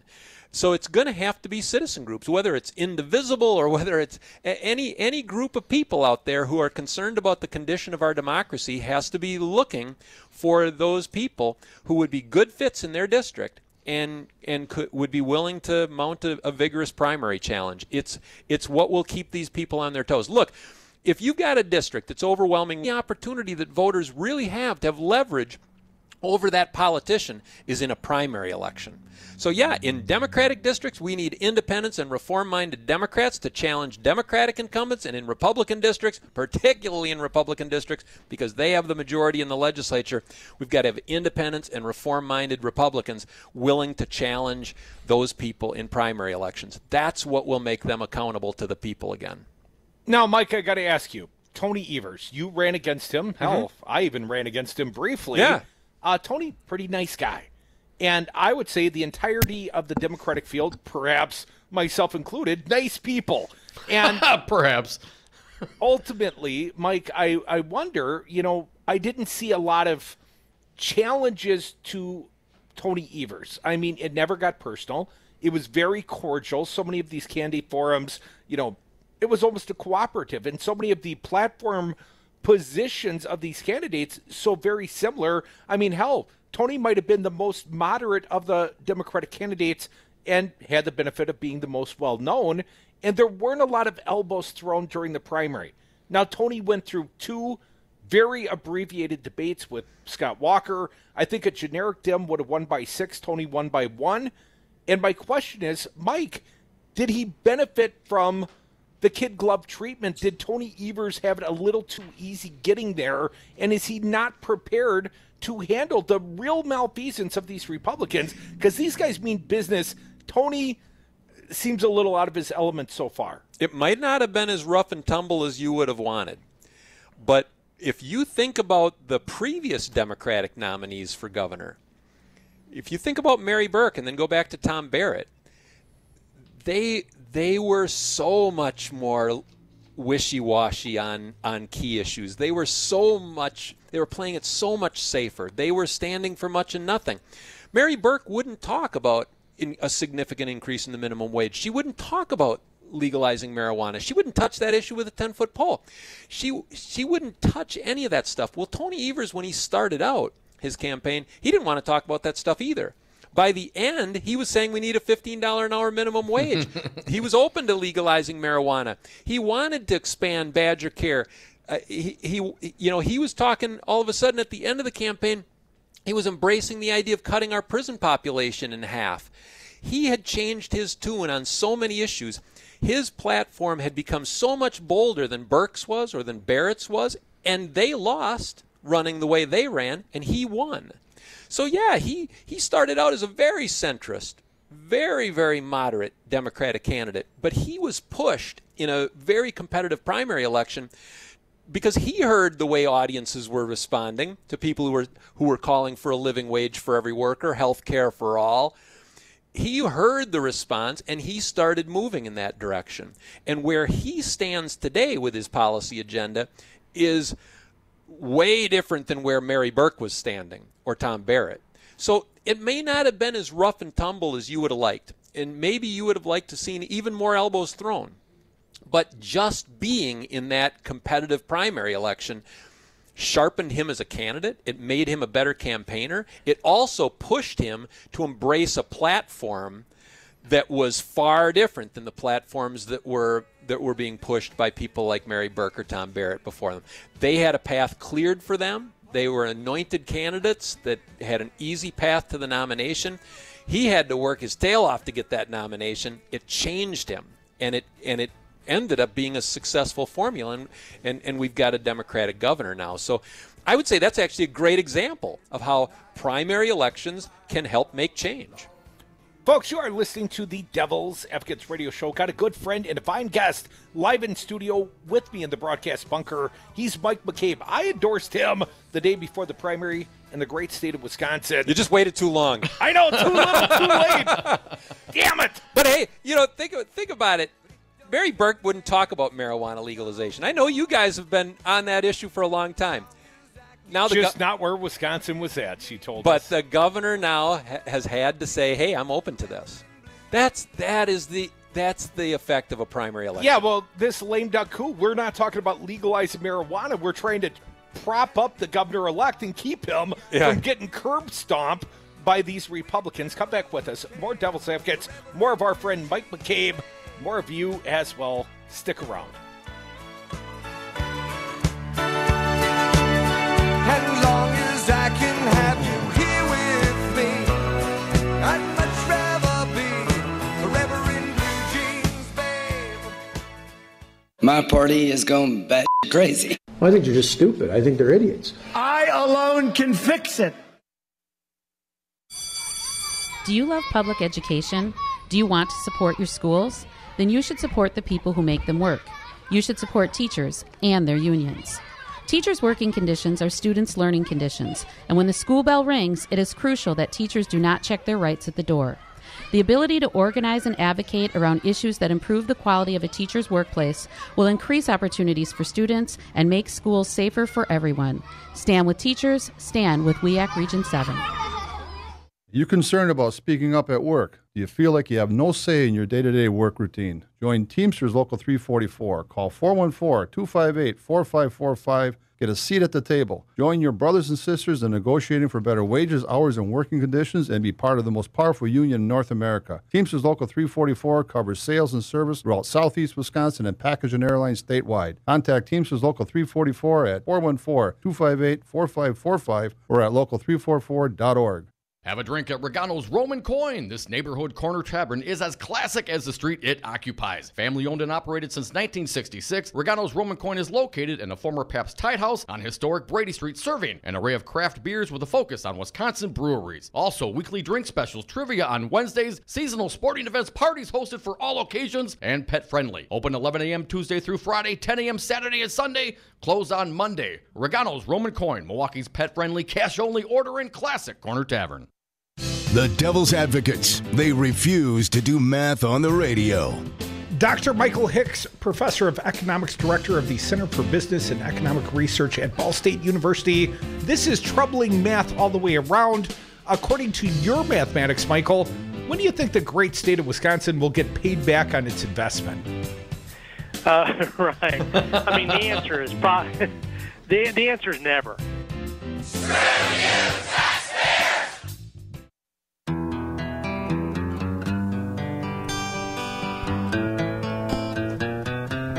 The Devil's Advocates, the fix for political junkies everywhere. And we are back. Thank you for listening to the Devil's Advocates radio show on Real Resistance Radio, streaming on YouTubes and Facebooks and Twitter at Devil Radio. Phone lines 844-967-2789. Dominic, I've got a friend and a fine guest, Mike McCabe, Dem gubernatorial candidate, founder of Blue Jean Nation, with me in the broadcast bunker. Michael, how do we move forward in good conscience? I mean, how do we, speaking on behalf of Tony Evers or Josh Kaul, how do they enter office as newly elected constitutional officers and ever want to work across the aisle ever on any issue? Well, you can want to work across the aisle. You can be willing to work with the other side. But if the other side's going to choose confrontation, if the other side is going to choose obstruction, if the other side is simply going to focus on how they can cripple you, we'll meet at the table anytime you want to meet.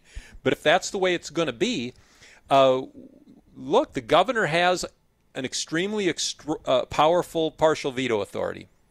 He can say, look, if you don't give me some of what I want, I can make the school voucher program go away. I can veto all the funding. That's something that you've built over the course of 25 years. You've expanded it statewide. It's your pet program. I can make it go away. I can veto all that funding, and you need 2/3 majorities in both houses of the legislature to override that action. You don't have 2/3 majorities in both houses. So the governor is not without leverage. That's part of why they're trying so hard to strip him of as much power as they can, because they want their policies to continue even though they lost in the November election. They still want to call the shots even though they lost the voters. And the governor's got to be willing to use those tools that he does have, the power that he does have. He has to use that as leverage and say, look, come to the negotiating table and let's work. Let's work together. Let's solve some problems for Wisconsin. You don't want to do that, and you're going to lose some things. I can take some things away from you, and there's nothing you can do about it. There's got to be a willingness to play hardball on these issues, because the other side has shown, and this lame duck session is a great example. They've shown that this is all about abusing power to keep power. Mike McCabe, founder Blue Jean Nation on the Devil's Advocates. Mike, how do you think the citizens should respond? What should be the interpretation to these actions by the Republicans? What does it say to them? To me, what's just been happening at the Capitol isn't simply about the legislature and the new governor. What's really been done is a big middle finger has been extended to the voters of Wisconsin. This is really an assault on the will of the people. This is an act of profound disrespect for the wishes of the voters. They're saying, we don't care what you just said. We don't care that you want to end one-party rule. We still want to call all the shots, and we're not going to listen to you. And so voters have to hear that message loud and clear and have to respond to it, and respond to it aggressively. And again, I come back to the idea of aggressive use of vigorous primary challenges to do that. And I think it's something that has been in the toolbox in Wisconsin for over 100 years, but it hasn't been used strategically or extensively for a very long time. Is there anything else in the toolbox besides the bone saw that we can use and aggressive primaries?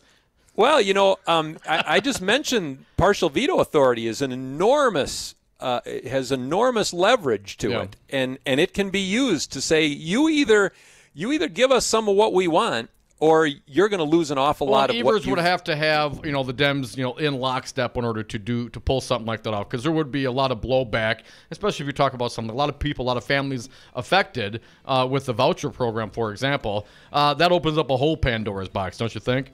If what has just happened in this lame duck session doesn't get the Democrats to the point of having the spine to hang together, I don't know what will. If they're going to roll over and allow these kinds of power grabs to happen, then Republicans will simply continue to abuse power. There has to be a willingness to say no. That's not going to happen anymore, or you're going to lose some backbone for sale or rent. Out of time for today, Mike. Always great catching up with you.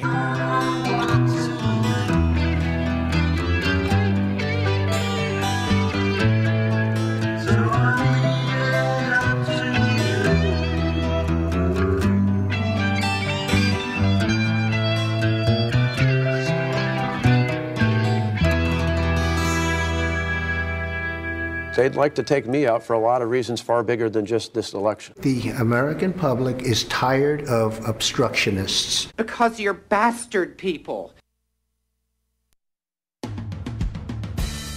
Hi, Resistance Radio listeners. This is Kim Schrader, the president of the Milwaukee Teachers Education Association. We are the 4,600 educators who make Milwaukee's public education system possible. MTA members are the guardians of public education because every single day we are fighting to strengthen and protect public schools our students deserve. MTA educators are leading the fight in Milwaukee public schools for smaller class sizes, more recess, physical education, art, and music opportunities for every child in MPS. MTA educators are the champions for healthier school meals, positive discipline practices, equitable schools, and schools that partner with parents. MTA members are the guardians of public education, and we are proud to teach all children, regardless of their zip code. To learn more, follow us on Facebook at the Milwaukee Teachers Education Association. You are listening to Real Resistance Radio, WRRD 1510 AM Waukesha and WTTN 1580 AM Columbus. Always streaming at Real Resistance. A nation mourns. Military accident. I'm Mike Moss. Ronan Titan's version of the last full measure of devotion from today's moving funeral for the late President George H.W. Bush at the National Cathedral. His son George W., who would follow him to the White House as president, eulogized his father. When the history books are written, they will say that George H.W. Bush was a great president of the United States, a diplomat of unmatched skill, a commander-in-chief of formidable accomplishment, and a gentleman who executed the duties of his office with dignity and honor. George H.W. Bush will be laid to rest back home in Texas tomorrow. 2 U.S. military planes engaged in a training exercise off the coast of Japan have collided. 7 aboard the planes, no word on their fates. Bankruptcy for USA Gymnastics. Here's correspondent John Stolness. USA Gymnastics is facing 100 lawsuits representing 350 athletes in a number of different courts across the country, who all blame the organization for failing to supervise Larry Nasser, a team doctor accused of molesting them. The new chairwoman of the board of directors, Catherine Carson, said they filed for bankruptcy in order to speed things up after failed attempts at mediation, and called the bankruptcy a reorganization, not a liquidation. The move also delays the U.S. Olympic Committee's attempts to strip USA Gymnastics of its designation as a national governing body. I'm John Stolnis. In Laredo, Texas today, a grand jury has indicted a U.S. Border Patrol agent on capital murder charges in the killing of 4 women. Mexico's new president is proposing to offer more work visas for Central Americans. He says the U.S. should do the same and says his suggestion would reduce the flow of Central American migrants through Mexico to the U.S. Brad Zog, owner of Zero Res Madison, resisting dirty carpets and harsh chemicals. Brad, why should people use Zero Res Madison? Why wouldn't you clean your carpets like this? We're not using any soaps. We're not using any chemicals. We cost about the same as the other guys. You look at it and you go, where's the downside? You got a completely green clean. It's awesome. We guarantee it. There's no downside. There's no downside. Use Zero Res. Call Zero Res today. 608-848-9000. Zero Res. Spell it forward or backward. It's the right way to clean. Do you own a rental property, or would you like to partner with a rental investment team? Call the pros you can trust at CCL Management. Rental expertise second to none, a general contractor on staff to direct repairs and improvements, and real estate brokerage services tailored to the small investor. If you're ready to invest in rental property or just need professionals to manage your real estate portfolio, call us, CCL Management, at 608-833-0009 or visit us on the web at cclmanagement.com. To 246-810. Scientists say worldwide emissions of carbon dioxide have seen their largest year-over-year rise in 7 years. Correspondent Jan Johnson reports. The numbers from the initiative known as the Global Carbon Project show CO2 emissions climbing by 2.7% between 2017 and 2018, a total of nearly 41 billion tons of heat-trapping gases this year alone. The announcement from the collaborative that also includes government and industry leaders comes during a meeting in Poland to negotiate how to put the 2015 Paris Climate Accord into effect. Scientists say this new estimate means some of those goals are nearly out of reach. I'm Jan Johnson. Internal Facebook documents released in Britain show Facebook considered charging developers for data access and restricting others it considered a threat. A government panel seized the documents from an app developer suing Facebook. On marijuana, unfortunately, as a public health issue and a public safety issue, I've opposed that. Dr. Sanjay Gupta, how can medical marijuana help those addicted to opioids? There's 3 big things. There's clear consensus now that cannabis can treat pain. That is not an opinion. That is a consensus conclusion by big scientific bodies like the National Academy of Science. We also know that it can help treat the withdrawal symptoms of opioids. People, they don't want to be on them anymore. They want to quit, but they develop the terrible withdrawal symptoms. And now we have evidence that it can actually help heal the part of the brain that is diseased in someone who's an opioid addict. If you had to start from scratch and design a substance to help lead us out of the opioid epidemic, like in a lab, it would probably look very much like cannabis. Call Governor Scott Walker at 608-266-1212. Tell him good people do smoke marijuana. This message was paid for by the People for People Corporation. Donate online at p4ppc.org, p4ppc.org.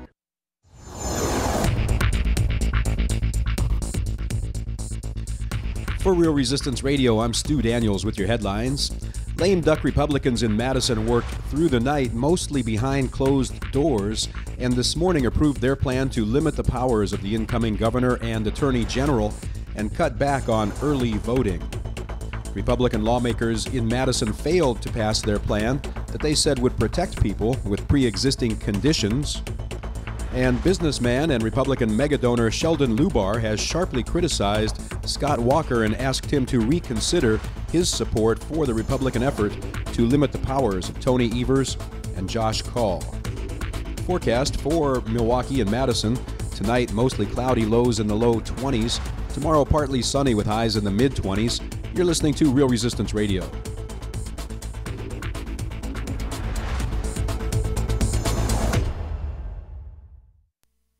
Warning, you are about to listen to the greatest radio show ever. And due to contractual obligations and to shield our airwaves' corporate licensees from any semblance of liability, responsibility, and gullibility, we must tell you the views represented on this show are not necessarily those of this station or its management. This radio show contains differing points of view on current political topics, and due to the nature of its contents, it should be heard by everyone. Thank you for listening. 3, 2, 1. Now live from the heart of liberal Wisconsin, where the political party is just beginning, welcome to the Devil's Advocate Show. Best friends proving it's never personal, only politics. Please allow me to introduce myself. Now here are your hosts, Dom and Crute. Welcome back to the Devil's Advocates Radio Show. Dominic, we are sliding into the 4 o'clock happy hour. Dark comes too quick these days. FCC says we got to turn it off at dark. However, to keep taking your calls at 844-967-2789. And we always stream live at Real Resistance Radio. So even if the station turns off, the greatest radio show ever continues. Although, Dom, I got to tell you, I'm a little miffed. Tony Evers had a press conference this afternoon. Where was our invitation? I didn't Did you get one. I checked my email. I didn't get one either. I got no notification that there was anything going on. But I know. I guess I'm not on the list. I just checked my email. I got one from Evers Media Alert. I'm thinking, well, here it was. I must have missed the invitation to the Tony Evers press conference. You know, I've been inviting him on the show for a number of days. Hell, I've been inviting him on since he won the election on November 7th. Still waiting for Tony to come around, you know, little celebratory visit, maybe push back on the lame duck coup. Well, at least I found this email, Dom, from Evers Media Alert.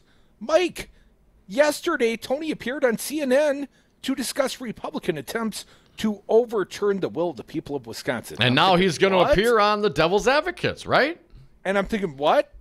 Click here to watch Don Lemon's interview with Tony and chip in to help defend the will of the people of Wisconsin. I'm thinking, oh my God, you are soliciting me for money predicated on Tony appearing on CNN with Don Lemon. You would get a larger Wisconsin-centric audience putting them on Real Resistance Radio and the Devil's Advocates Radio Show, a courtesy we have not been extended by the governor-elect. And, you know, I mean, maybe it's just my ego, it gets in the way. Hell, maybe it's just the fact I spent $1 million building a platform to help prop up the dead weight that is the governor-elect, and he doesn't have the common courtesy to come round. I mean, if we're not fighting for this guy, he certainly is not fighting for himself. Who's out there swinging at the fences on behalf of Tony Evers? It ain't Tony. So, Tony, why don't you tell the staff, call me, 844-967-2789, and why don't you get your ass scheduled on the greatest radio show ever, because it's a freaking insult when you go on Don Lemon, and I get it, CNN, big network. I mean, there must have been hundreds from the state of Wisconsin watching that appearance last night, but do not solicit me for money. What the hell are you running for that you need the freaking money? Maybe we should ask differently. Let me try. You ask, Dom. I apparently don't know how to play nice. Tony Evers and Mandela Barnes, you are cordially invited to appear on the Devil's Advocates Radio Show. Some people say the greatest radio show ever. We'd love to have you if you can get us on the email list, whereby we would be informed of, you know, things such as press conferences and events. We could bring audience to that, you know, give lift to those kinds of events and keep our audience informed, probably many of which whom voted for you. So please give us a call at 844-967-2789. We look forward to your timely response. How's that? I even said please. Let's get to the callers again. 844-967-2789. It ain't Evers. I'm going to get a new hashtag going, hashtag Evers Bash, and it's going to start happening, Tony. You better start coming round. Lonnie from Albuquerque, you better have something nice to say or Crudy's going to get in your ass. What do you got for us today, Lonnie? Oh. Hey, guys, how you doing? I always have nice things to say. All right. But I was listening to the speaker, and the problem with the primary voting is that it's one of the biggest vote suppressors around because it doesn't recognize the independent voter. If you're registered as an independent, well, you can't vote in the primary. You got to pick one of the lesser evils. And that might be different in New Mexico. Lonnie, we don't have that limitation here in the state of Wisconsin. You cannot vote across ticket. I couldn't go and pick 3 Democrats and 3 Republicans and vote in a partisan primary, but I don't have to go and register my preference here in the state of Wisconsin. So I can go vote as a Dem. I can go vote as a Republican. I just can't vote on both sides of the ticket in the same partisan primary. But we don't have that limitation here, Lonnie. Oh, okay. See, that's the problem here in New Mexico and some other states too. I know that which probably. Oh, but if you can't vote across tickets, isn't that the same situation? But let me rephrase what I think you might be saying here, Lonnie. Is that as the primary candidate, you have to register as something, right? So if you're truly an independent, well, you want to run, perhaps it's a Democratic district or a Republican, whatever. You'd have to go in order to primary them. You have to run as whatever the district is, Dem or Republican, even if you're an independent. Okay. See, here in New Mexico, they suppress us. You can't, if you register as an independent, you can't vote in the primary. For the Dems or the Republicans. Gotcha. All right, Lonnie, appreciate it, man. Always love hearing from Lonnie from Albuquerque. You can join us as well, 844-967-2789. Dom, where do we sign up? Where do I go register as an independent voter in the state of Wisconsin? I used to think I was on the blue team, but apparently, I'm the only one that feels that way. The Devil's Advocates, the happy hour. Well, it continues. I'm happy about most things. Hell, I'm still kicking. I'm still fighting. But I got to turn off the AM signals here in Wisconsin, 15:10 a.m., 15:80 a.m. But that doesn't mean the show doesn't continue. The show must go on. The greatest radio show ever. It continues right now at realresistanceradio.com, and you can always be a part of it. 844-967-2789. Call me, Tony. Anytime. Even booty calls. I'll take them.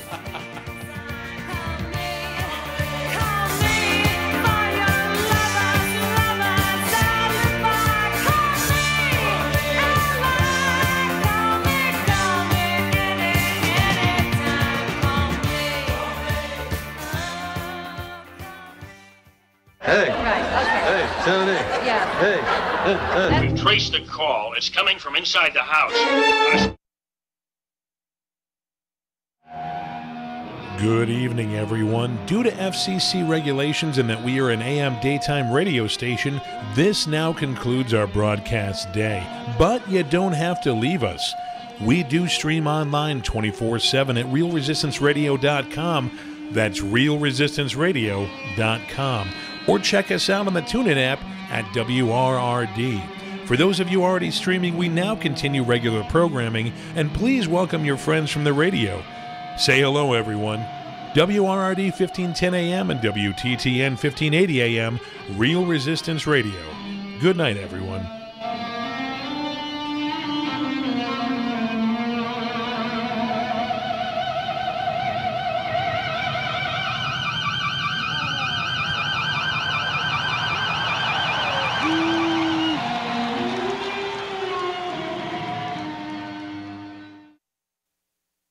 You concerned about speaking up at work? Do you feel like you have no say in your day-to-day work routine? Join Teamsters Local 344. Call 414-258-4545. Get a seat at the table. Join your brothers and sisters in negotiating for better wages, hours, and working conditions, and be part of the most powerful union in North America. Teamsters Local 344 covers sales and service throughout Southeast Wisconsin and package and airlines statewide. Contact Teamsters Local 344 at 414-258-4545 or at local344.org. I'm Andy Buck, Field Representative with Painters and Allied Trades of Wisconsin. It's an issue that brings constant challenges for building contractors. How to find qualified painters, glazers, and drywall finishers. IUPAT knows what you want. A professional job performed by skilled workers who care about safety, training, and finishing strong. Workers who are reliable and ready on demand. Let IUPAT provide the people power that you need. You'll feel confident the job is finished right. Connect at IUPATDC7.com and finish strong.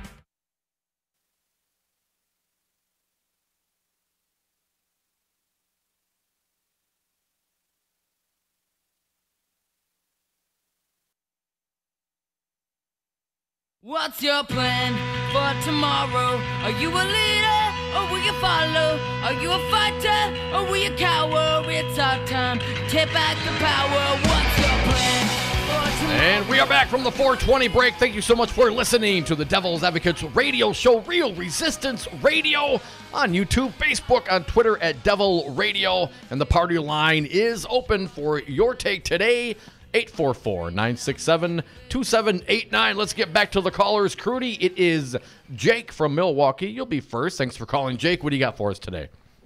Hey, yeah, two things. One, we have witnessed the trifecta of evil in Wisconsin be complete. Voss and Fitzgerald joined Walker. So wasn't there something in Revelations about a three-headed beast, or was it 7? I don't know. It was the 4 horsemen of the apocalypse, and you forgot Brad Schimmel. Oh, well, that guy's a total loser. Judge Schimmel to you, Jake. I actually got off my ass. I've always been political, right? And slightly active, maybe a lazy activist, you want to call me. But anyways. A slacktivist, if you will. I got off my ass, and I started a webpage called Boycott Wisconsin Republicans. I've been talking about it, and I'm doing it. And what it basically is, it's going to be a list of contacts and, like, Republican businesses, Republicans that are in the legislature specifically, who have businesses, and to target them and not give them any of your money. And let them know why. Because I know there's one thing Republicans like more than freedom of speech, and that's frickin' money. So, I want people, they should go and they're wherever they are, and if you know a Republican business, don't go there. Don't go to Menards. Don't go to Quick Trip. Give your money to someone else who doesn't support Republican politics, because they have proven. No, hang on a second, Jake. Now, you said Menards and Quick Trip, but are they specifically owners of those companies that are in office, or are those just the supporters? So, how John far Menard's down the line are you big going? Republican supporter. Don Zwick, a big Republican supporter. Right, but that's the owners of those companies are in. Yeah, that's a tell. They're on the WMC board. Both of those people are. WMC. No, I get it, Jake. I guess Wisconsin. I was under the impression that when you first brought this up that you were talking about specifically boycotting Republicans that are in office. For instance, Speaker Voss has a popcorn business and I think a property management business, something like that you would specifically boycott the representatives or the senators' businesses, but you're bringing this to the entirety of not only their personal businesses, the donor also class. the donor class as well. I think first and foremost, it is the legislatures. Then they're donors. But because the donors, after a while, are going to be like, you guys better change that law. I'm losing money. No, Jake. What about our pal Gary? Our pal Gary, he's a Republican. He lost the Walker bet, took us out for a fish fry last week. Should we? I don't know if he donates to them, but I know he supports Republicans. Should we not support his business? Yes. Go down the line. But first, start with the legislatures. For instance, there's a coffee shop on my corner I don't support because he's been a Walker supporter and Republican in my Milwaukee neighborhood, and I don't go to this coffee shop anymore. I mean, I don't like doing it. I like small businesses. But you know what? This is undemocratic. Those votes that they did are taking away people's right to vote. Their health care, they could die because they can't get affordable health care. So it is personal. It is very personal. And I think going pocketbook is the best way to do it. Jake, one small request on behalf of Crudy. Put my name on the list erroneously, and all the sheeple over there on Right Wing Talk Radio when they said, do you know they're boycotting righties? And they'll go to that list and they'll support those businesses, and the buffoons will throw the cash at me. I'll have gobs of cash from all the Republican support to offset the boycott. Thank you for the call, Jake. We appreciate you. 844-967-2789. Let's keep going down Tony the list. Evers already doing his part. He's boycotting around here. Jeez, Crudy. Let's keep going on the phone. Aforementioned Gary from Sussex. Let's hear what he has to say. Gary, Jake says everybody should boycott you because you're Republican. What do you have to say to Jake, Gary? It's kind of sad. He's still whining about probably Trump and all that sort of stuff. No, I'm thinking very specifically about this particular action.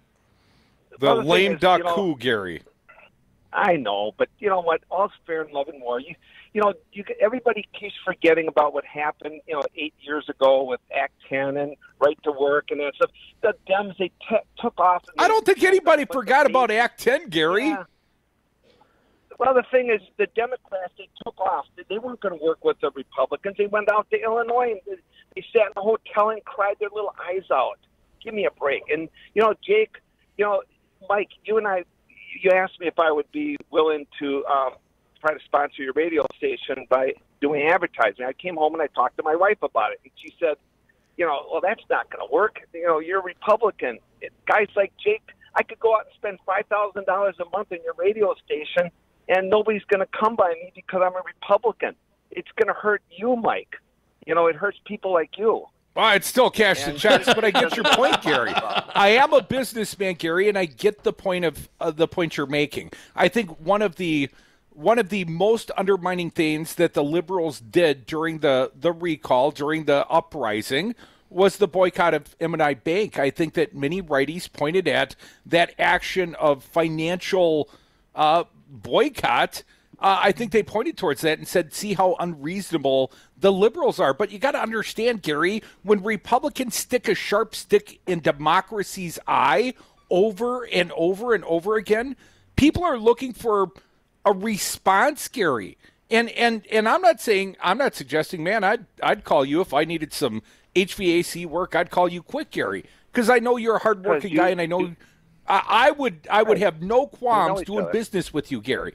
But what I would say, Gary, is you got to understand, man, you can't keep treating the minority with disdain. And quite frankly, we weren't the minority. We won the last election. And if you say it was close between Evers and Walker, I'd point out the Tammy Baldwin-Leah Vukmir vote. That was not so close. There are more Democrats, more people that think like me currently in the state of Wisconsin, Gary. And when you've got two little junior tyrants in Boss Voss and Scott Fitzgerald turning around and sticking a hot poker in my eye or sticking a hot poker in Jake's eye, I mean, Gary, your support, but this governor and this Republican Party has divided and conquered the state of Wisconsin. They couldn't even allow a healing. They could have done this. They could have taken up their opposition to Tony Evers after the guy was inaugurated. They didn't wait. They stuck it to the guy, Gary. They stuck it to all of us, yourself included, sir. You've acknowledged that Tony Evers is your governor. He's your governor with a lot less power than the day he was elected. Well, the thing is this. As far as I'm concerned, and you got to know me a little bit, I'm not as different as a lot of Republicans. There's some really crazy right-wing Republicans. I am a right-wing Republican, but I'm also a fair Republican. Like I told you guys before at dinner, Tony Evers I think he's a nice guy. I think he's going to do well. I believe that 3/4 of the Republicans are going to support him. And within 1 year, if they took a survey, his ratings will probably way up there. But that's just the way we are. But Gary, then now is the time. But Gary, now is the time to denounce the bad governance going on through this lame duck session. Now is the time to bring pressure to bear on the current governor, Scott Walker, and say, Scott, don't put your signature on this bad legislation. You're creating more bad blood. And quite frankly, Gary, you're either on the team, you're accepting, you're complicit in what's happening, or you've got to renounce what's happening, my friend. Which is it, Gary? Renounce it, Gary. Hey, listen, I'll tell you, I talked to Sherwin this morning, and I told him, I said, hey, as far as I'm concerned, I think we should all work together for the good of our state here. So I think it's kind of crummy what they're doing. But you know what? He asked me, he said, you're going to call your representatives? And I told him, no, I'm not going to. But I said, I do understand, and I don't think it's right, but I'm not going to stick my nose in this one. Not in this one. Gary, am I going to see you at the sing-along? Gary, what's your act of civil disobedience? A phone call to a talk radio show? Come on, man.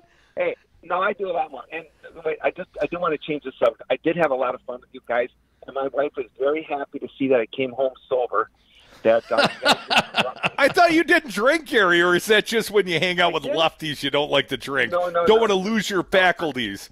I used to drink, and my wife told me she would not marry me if I continued drinking, and I wasn't drinking to excess, but the fact is she came from alcoholic parents, alcoholic grandfather, and she said Sure. it's going to stop with me. So she said, I cannot allow liquor in this house. And I said, baby, I'll marry you and I'll quit drinking. So I haven't had a drink in 46 years. Wow, man. Do you smoke a lot of weed, Gary? Yeah, right. No, I don't think. Come on, man. How do you lighten up on a Friday night after work after listening to the Devil's Advocates? You got to have something, man. It's a 420 break. Thank you for the call, Gary. However, I would suggest stick your nose in this one, man. Sheldon Lubar, the Republican, really rich guy, been supporting Scott, calls him his friend. He lit his ass up in a letter. Don't do this. Gary, if you're a man of conscience, and I know you are, you don't just sit back and say, well, I don't agree with it, but I'm not going to get involved. To hell with that, man. You are involved. And people will judge you for what you do, man. That's kind of the point. Crudy and I live our life on the radio, man. We are judged. You're a caller, man. You're a regular. You're judged, too. Do the right thing. Call up your Republican representative, thank them for their service, and tell them not to sign this legislation. Gary, I know Jesus would turn the other cheek, but I'm telling you, man, Jesus was not a divider, a conqueror. And this preacher's kid, Governor Scott Walker, you know damn well he's going to sign this bad legislation into law. Folks, we are the Devil's Advocates. Going to turn our attention to the murder of Khashoggi, and your calls next at 844-967-2789. A positive conservative message can rise to the top of the field. The manufactured outrage by the Democrats right now is hilarious. We want to ensure that the new administration doesn't try to work around the legislature. I don't have a lot of expertise. Dogs and cats living together, mass hysteria. I'm really proud of what we've been able to do. You are listening to Real Resistance Radio, WRRD 1510 AM Waukesha and WTTN 1580 AM Columbus. Always streaming at realresistanceradio.com. Brad Zog, owner of Zero Res Madison. Brad, why should people use Zero Res Madison? Why wouldn't you clean your carpets like this? We've got a patented system. We also do another step that most people don't do. We have a double rotating brush machine that we use when we pre-treat the carpet. So this helps dig up any of that stuff that's deeper in your carpet that the vacuum doesn't get. We're going to provide that intermediary step before we clean with our empowered water. Call Zero Res today, 608-848-9000. Zero Res. Spell it forward or backward. It's the right way to clean. I am sick and tired of big power brokers telling voters what's important instead of the other way around. So I joined the Citizen Action Organizing Co-op. It's a community of like-minded local progressives where the members help determine what issues are important. And with the aid of professional organizers and some of the top progressive strategists in Wisconsin, we make the powers that be take notice and action. We're working on fair elections, the climate crisis, immigrant rights, electing progressive candidates, and more. Plus, we Citizen Action Organizing Co-op. Go to citizenactionwy.org. It represents unique houses and condos, always clean, most are pet friendly. Visit cclmanagement.com today to find your new home. CCL Management, Dane County's premier leasing and property management company. Call CCL Management at 833-0009. That's 833-0009, or visit cclmanagement.com today. Have a drink at Regano's Roman Coin. This neighborhood corner tavern is as classic as the street it occupies. Family owned and operated since 1966, Regano's Roman Coin is located in a former Pabst Tide House on historic Brady Street, serving an array of craft beers with a focus on Wisconsin breweries. Also, weekly drink specials, trivia on Wednesdays, seasonal sporting events, parties hosted for all occasions, and pet friendly. Open 11 a.m. Tuesday through Friday, 10 a.m. Saturday and Sunday, closed on Monday. Regano's Roman Coin, Milwaukee's pet friendly, cash only ordering classic corner tavern.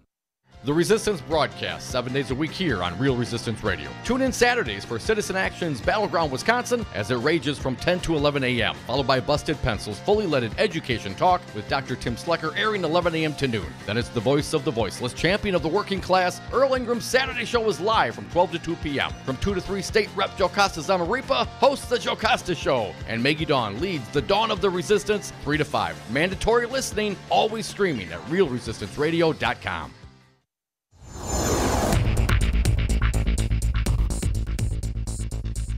For Real Resistance Radio, I'm Stu Daniels with your headlines. Former Wisconsin Governor Jim Doyle says the lame duck Republicans have sunk to a new low in limiting the powers of the incoming governor and attorney general. The Packers say Aaron Rodgers will not be involved in the search for a new head coach. Paul McCartney is going to play Lambeau Field next summer. West Stallion Brewing Company in West Allis is planning to give away free beer for 6 hours on December 23rd. And the Bucks have been off since Saturday, but they'll get back to work tonight against the Pistons at the Forum. Forecast for Milwaukee and Madison. Tonight, mostly cloudy, lows in the low 20s. Tomorrow, partly sunny, highs in the mid-20s. And for Friday, sunshine with highs only in the low 20s. You're listening to Real Resistance Radio.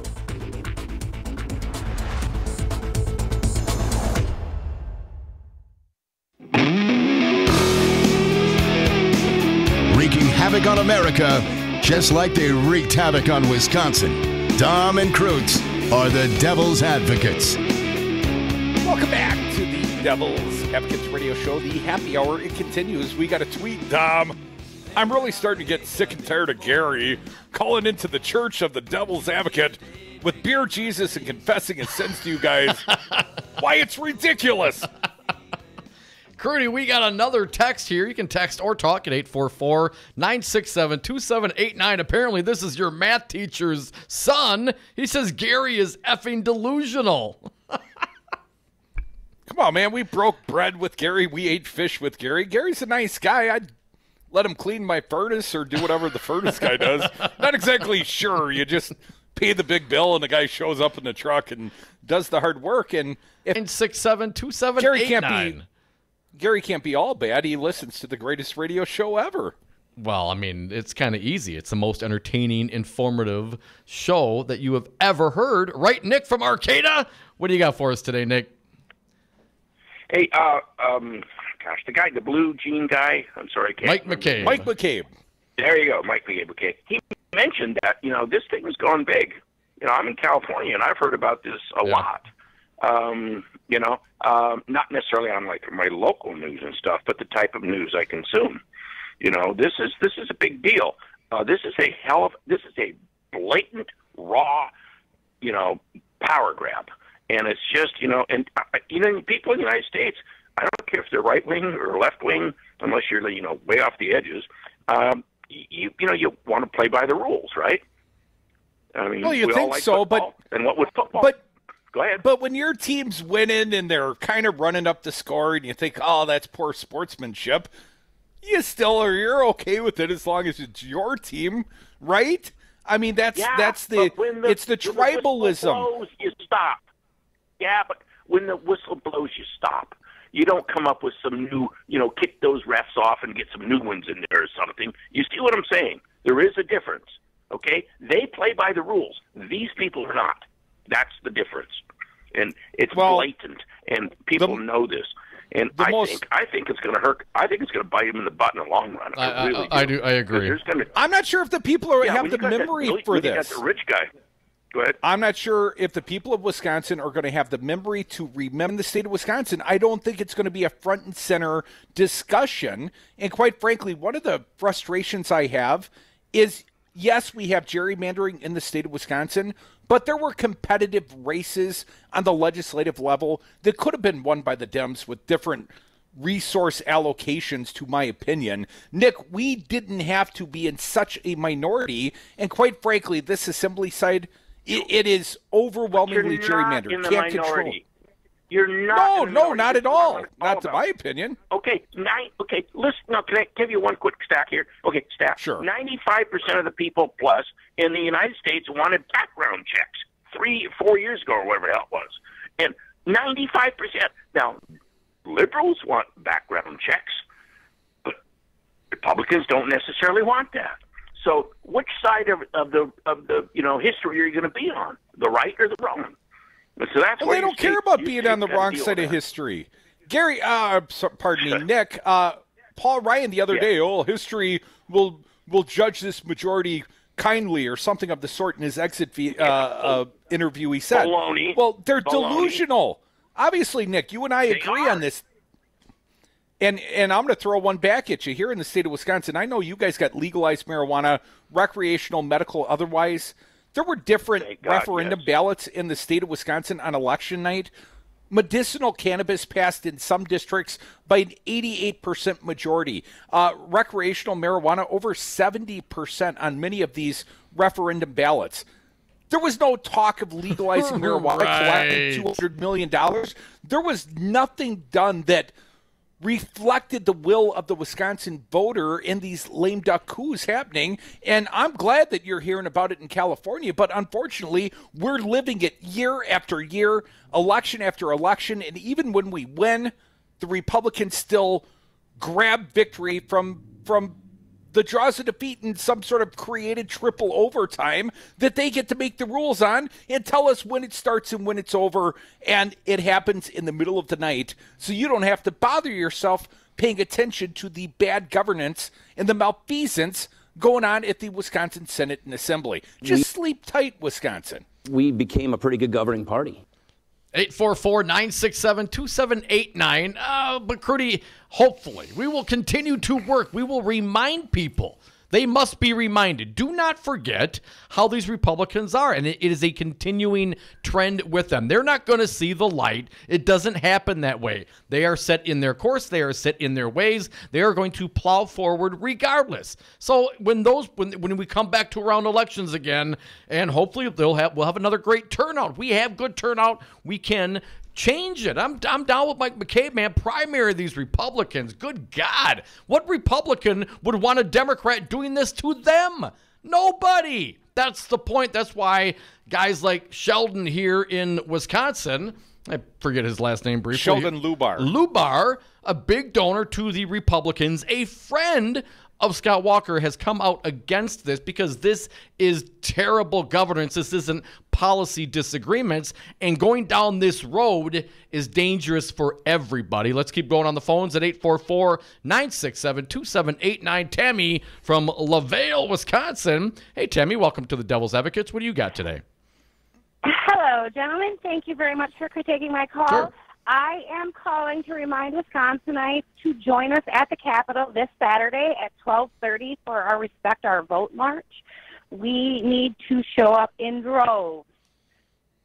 Respect Our Vote March this Saturday at the Capitol. Tammy, is this listed somewhere? Is there an Evite, a Facebook event? How can people find out about it? There is a Facebook event page. It is being shared. It'll be shared all over all of the groups. I'll share it onto your page. Yeah, please do. We need everyone to show up. We need all of the Wisconsinites who voted. And let's remember, the Republicans are the majority minority. There are more Democrats in this state. We need to be at the Capitol, and we need to remind our legislators that there are more of us than there are of them. Absolutely. The question I have, Tammy, is do we need to remind Tony Evers we also elected him, and we expect him to stand up and fight for himself? Indeed, we do. Yes, we do. We need, and you know what? We see him doing that. I have to say I respect the way that he is doing it with decorum and respect. I admire him because I don't have that in me right now. I have no respect. Nor I, Tammy. Nor I. But isn't that, Tammy, that's kind of the point, though, right? I mean, we have the luxury of, expressing our rage and our peaks and valleys, our emotional roller coaster here on the radio, but he's going to have to deal with these Republicans for the next 4 years. He's been around a long time. He was the education guy. He had to go through all sorts of shenanigans with the Republicans through Act 10 and so forth. I mean, he does have some calluses on him from these previous fights.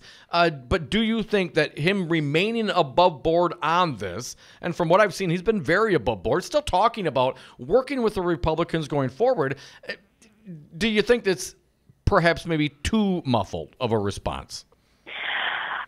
I think that as of right now, I think that he is playing his hand the best he can.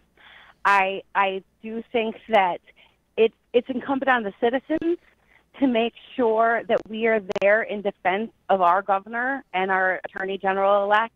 And I think that he should remain calm until it's necessary to step it up a little bit. You know, he is in a very precarious situation. You know, he really has to. He is governing the entire state. He's governing for Republicans and Democrats and Libertarians and the Green Party. So he does have to retain a little bit of measure. It's the citizens right now that need to speak up. When's the time to panic, Tammy? When can Tony go up there and break stuff? When can he raise some hell? What would motivate Tony's, nuclear response if not a lame duck coup? I don't know. Let's give it a minute. Let's see what happens Saturday. Let's see what happens here. I'm not the governor, so I wouldn't know. I'm just an infuriated citizen. So Tammy, if you had a quick opportunity, I'm sorry to interrupt. If you had an opportunity to speak with Robin Voss or Fitzgerald or Scott Walker, and he still has not signed it, but we fully expect he will, what would you say to them? I would say that this is blatant, and we see what he is doing. There's no pretense that this is for equal government. He's lying to us, and we know it exactly. He knows it, and we know it. You know what? Let's at least be straight about this. This is nothing more than a political power grab. This is nothing more than a coup, and we know it. If we could please lose the pretense and stop pretending that this is about equal suppressed. And we are unequal. There is nothing about this that is equal. There is nothing about this that is representative. There is nothing about this that is even true to being a Wisconsinite, true to being an American. This is nothing less than treason. Tammy, thank you so much for your call. Apparently, Curdy, Tony Evers is... you and I, we're the bouncers, and Tony's the cooler, and we're going to be nice. We're supposed to be nice. Be nice until he tells us not to be nice. 844-967-2789. Betsy. I didn't get the memo. I didn't get the press release. Nice. Betsy, you are next. Thanks for calling. What do you got for us today? Hi, Devils. I love you. Thank you, Betsy. Love you more. Good. Awesome. I need that.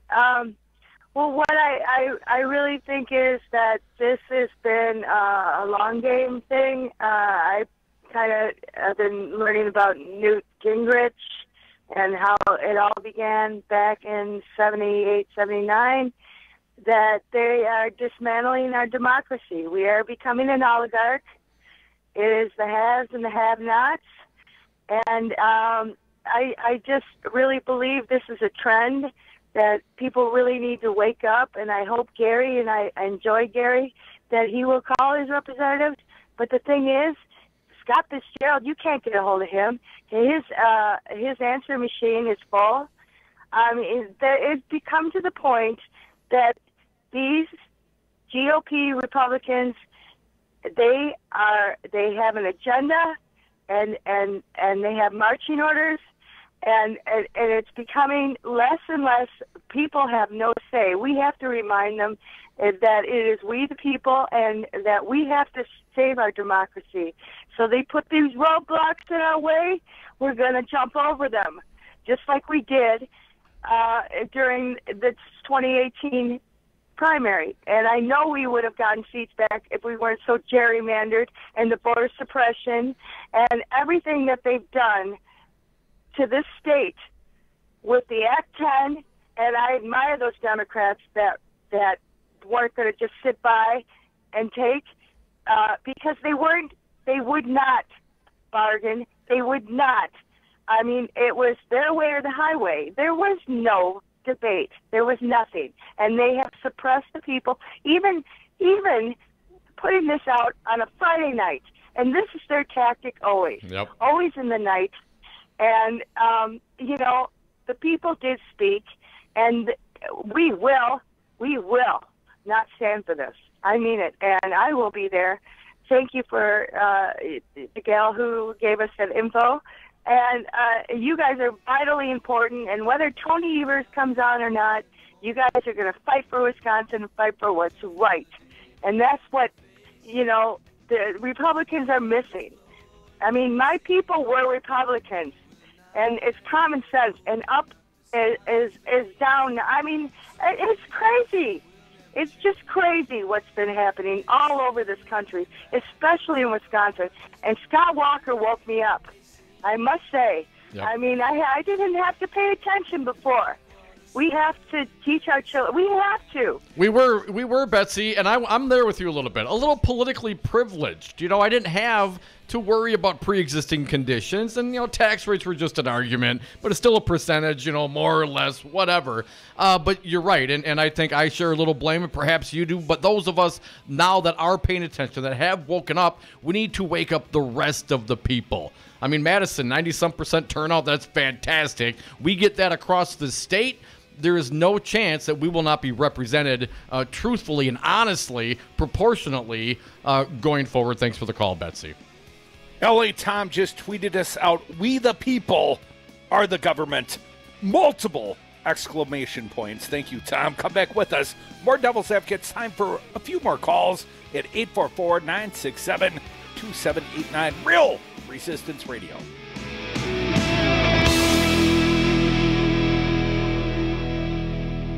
I want you to be nice until it's time to not be nice. Today, I'm going to be a much nicer president. Shut the f*** up, Donnie.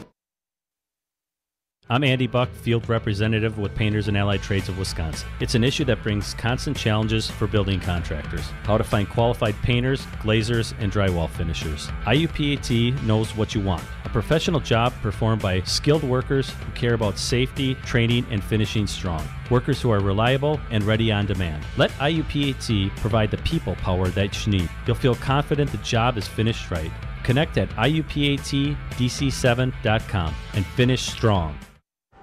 As an 18-year-old, I let my mistakes kind of take over my life. I was 0.5 credits away from completing high school, and I didn't do it. 10 years later, at age 28, Jackie finished her high school diploma. When I found out that I was pregnant, I know that I had to do something for myself if I wanted to make her a better person and provide a better life for her. My family never stopped pushing for me to be better because they knew what I could become and who I could become as a person. My support team is amazing. The educational director, my sister, and even my 7-year-old daughter has just been more than the support that I could ask for. I've been given an opportunity, and I'm just thankful for it. No one gets a diploma alone. If you're thinking of finishing your high school diploma, you have help. Find free adult education classes near you at finishyourdiploma.org. That's finishyourdiploma.org. Brought to you by the Dollar General Literacy Foundation and the Ad Council. Listening to the Devil's Advocates may expose you to opposing views. U.S. Senator Ron Johnson joins us on the phone regarding our military influence. Aren't we selling arms right now to Saudi Arabia, and aren't they using, munitions that they have purchased from us in their war? And if we weren't doing that, because they've got plenty of money, they'll buy less precise munitions from other people, and the bloodshed would be worse. Well, the blood might be on someone else's hands then, Ron. Well, I'm going to talk to you about that, Ron.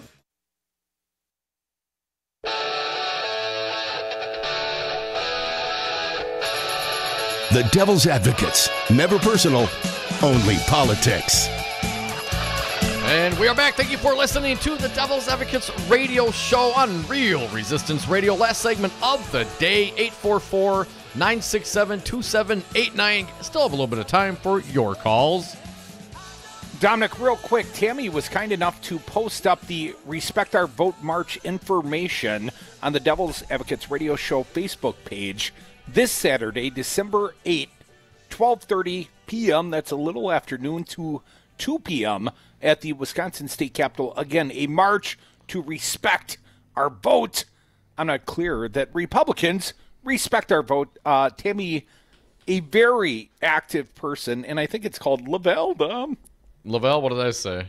Lavelle? Something Lavelle, other than that. Whatever. The Veil. I was thinking of, Lord of the Rings. Let's get to the phones. Tammy did her part. She went to the Joint Finance Committee the other day, and she gave testimony. And don't give me that look. I had something to add to the conversation momentarily. Please continue. No, go ahead, man. Let's hear what you have to say. I hate to stop you. I'm just commending Tammy for her activism. There should be more Wisconsinites like her. Not the slacktivism, Crudy, like me. Slacktivist that you are. Tony from Portland, you're up. Thanks for calling. Tony, what do you got today? Well, first of all, if Gary had a Tammy in his life, he'd probably have a better attitude. But seriously, I mean, Gary doesn't understand that the fact that eventually those douchebags are going to come for him. That eventually when things change, when other people have power, they're gonna remember that. We're not that type of individual. I don't think. I like to pretend that the Democratic Party is, they're happy-go-lucky. But eventually, Gary has to understand that if Evers was the outgoing and Walker was the ingoing, he would be stroking out on your show right now. Yeah. He would be currently in some intensive care unit. Because he just would have stroked out, just couldn't even believe what is going on. And I guess that's all I got to say. And then I picked up I just got a $16 eighth, rounded off to 5 grams last Friday. Happy-go-lucky. Oh, you bastard. Thank you, Tony. We do appreciate it. Thanks for calling, man. Good luck out there. Think about us when you're smoking that. Is that Tony from Oregon? That's Tony from Portland. Portland, Oregon, right? Not only do they have legalized marijuana, Oregon is considering legalizing magic mushrooms. That's a great idea. I think I got a little trip in the future. Crudy, a few minutes left. Let me just respond a little bit to this. And I think Tony from Portland brings up a great point. Sooner or later they turn the sights on you, Gary. And as Crudy and I, started the show, The Devil's Advocates, much more politically opposed. But over the time, I've come a little left. Perhaps Crudy's come a little right on a few small issues. But this is about being righteous. This is about the understanding of what civility is and how we run our government and how we choose to govern ourselves. This isn't about a political policy. So any of those Republicans who are for this, you're certainly not righteous, and you certainly have no space to place blame on anybody else when this comes around. I've heard righty-whitey radio, what happened back in 2010 when it was Doyle and they tried to slam through these things? Well, perhaps, and I remember, Crudy, I was against that then because that's not the way you're supposed to do things. And I keep hearing, all is fair in love and war, but that ain't righteous. I want to be righteous. That's how I sleep at night. That is how I continue to fight and justify my passion on these things. Because sooner or later, it's going to come on to you, and how do you act then? This whole concept, all's fair in love and war, that's why we have a Me Too movement. 844-967-2789. Dom, quickly, before we run out of time in this big show, what about the concept of pressuring Scott Walker to do the right thing? Waste of time. Is there? You don't think there's one modicum of hope that under the pressure of Sheldon Lubar and other conscientious Wisconsinites, you use you're a preacher's kid. What about your conscience? What about your future political ambitions? Is this the way you exit politics permanently? Because it certainly would be a good way to do so. Burn the bridge on your way out the door. Stick it to the guy who beat you in a head-to-head election. Scott Walker was still tweeting this week, I've got more Republican votes for governor than any other Republican in history. And I'm thinking, you still lost.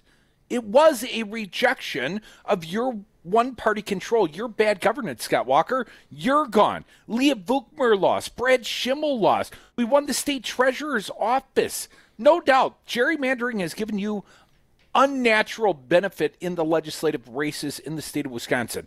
We're not going to win a fair and square battle because there's not an even playing field to win upon. But Democrats, you got to fight like hell in the swing districts. There are seats that we can pick up, and most importantly, they're in the Senate. And senators, at least those, in the even-numbered districts, they're coming up for re-election in 2 years. And it's never too early to start picking and recruiting candidates, be it Democrats or be it conscientious Republicans, to go primary their asses. I think they got it coming. I agree. Dominic, I'd like to thank our fine guests today. They included Wisconsin Attorney General-elect Josh Kaul. Appreciate him stopping by or calling. Mike McCabe joined me here in the bunker. He, of course, a fine Dem gubernatorial candidate. He didn't win, obviously, but he did found the Blue G Nation. And I'd like to thank the Tony Evers team for, acknowledging the hard work we're doing on behalf of your guy, all the fighting we're doing to try and prop him up here. I appreciate the Respect You show by bringing the candidate by this fine radio product, making routine appearances, using us as the messaging platform that we have constructed for you. Oh, yeah, I forgot. You don't do any of those things. Thanks for nothing.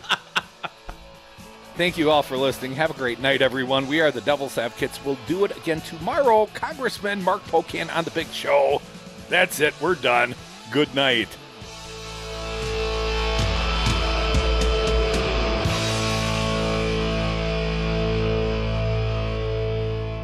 Because you're bastard people. That's what you are. You're just bastard people, and I'm going home and I'm gonna get your f***ing shine box. Governor Scott Walker is dead. Hi, Resistance Radio listeners. This is Kim Schrader, the president of the Milwaukee Teachers Education Association. We are the 4,600 educators who make Milwaukee's public education system possible. MTA members are the guardians of public education because every single day we are fighting to strengthen and protect public schools our students deserve. MTA educators are leading the fight in Milwaukee public schools for smaller class sizes, more recess, physical education, art, and music opportunities for every child in MP.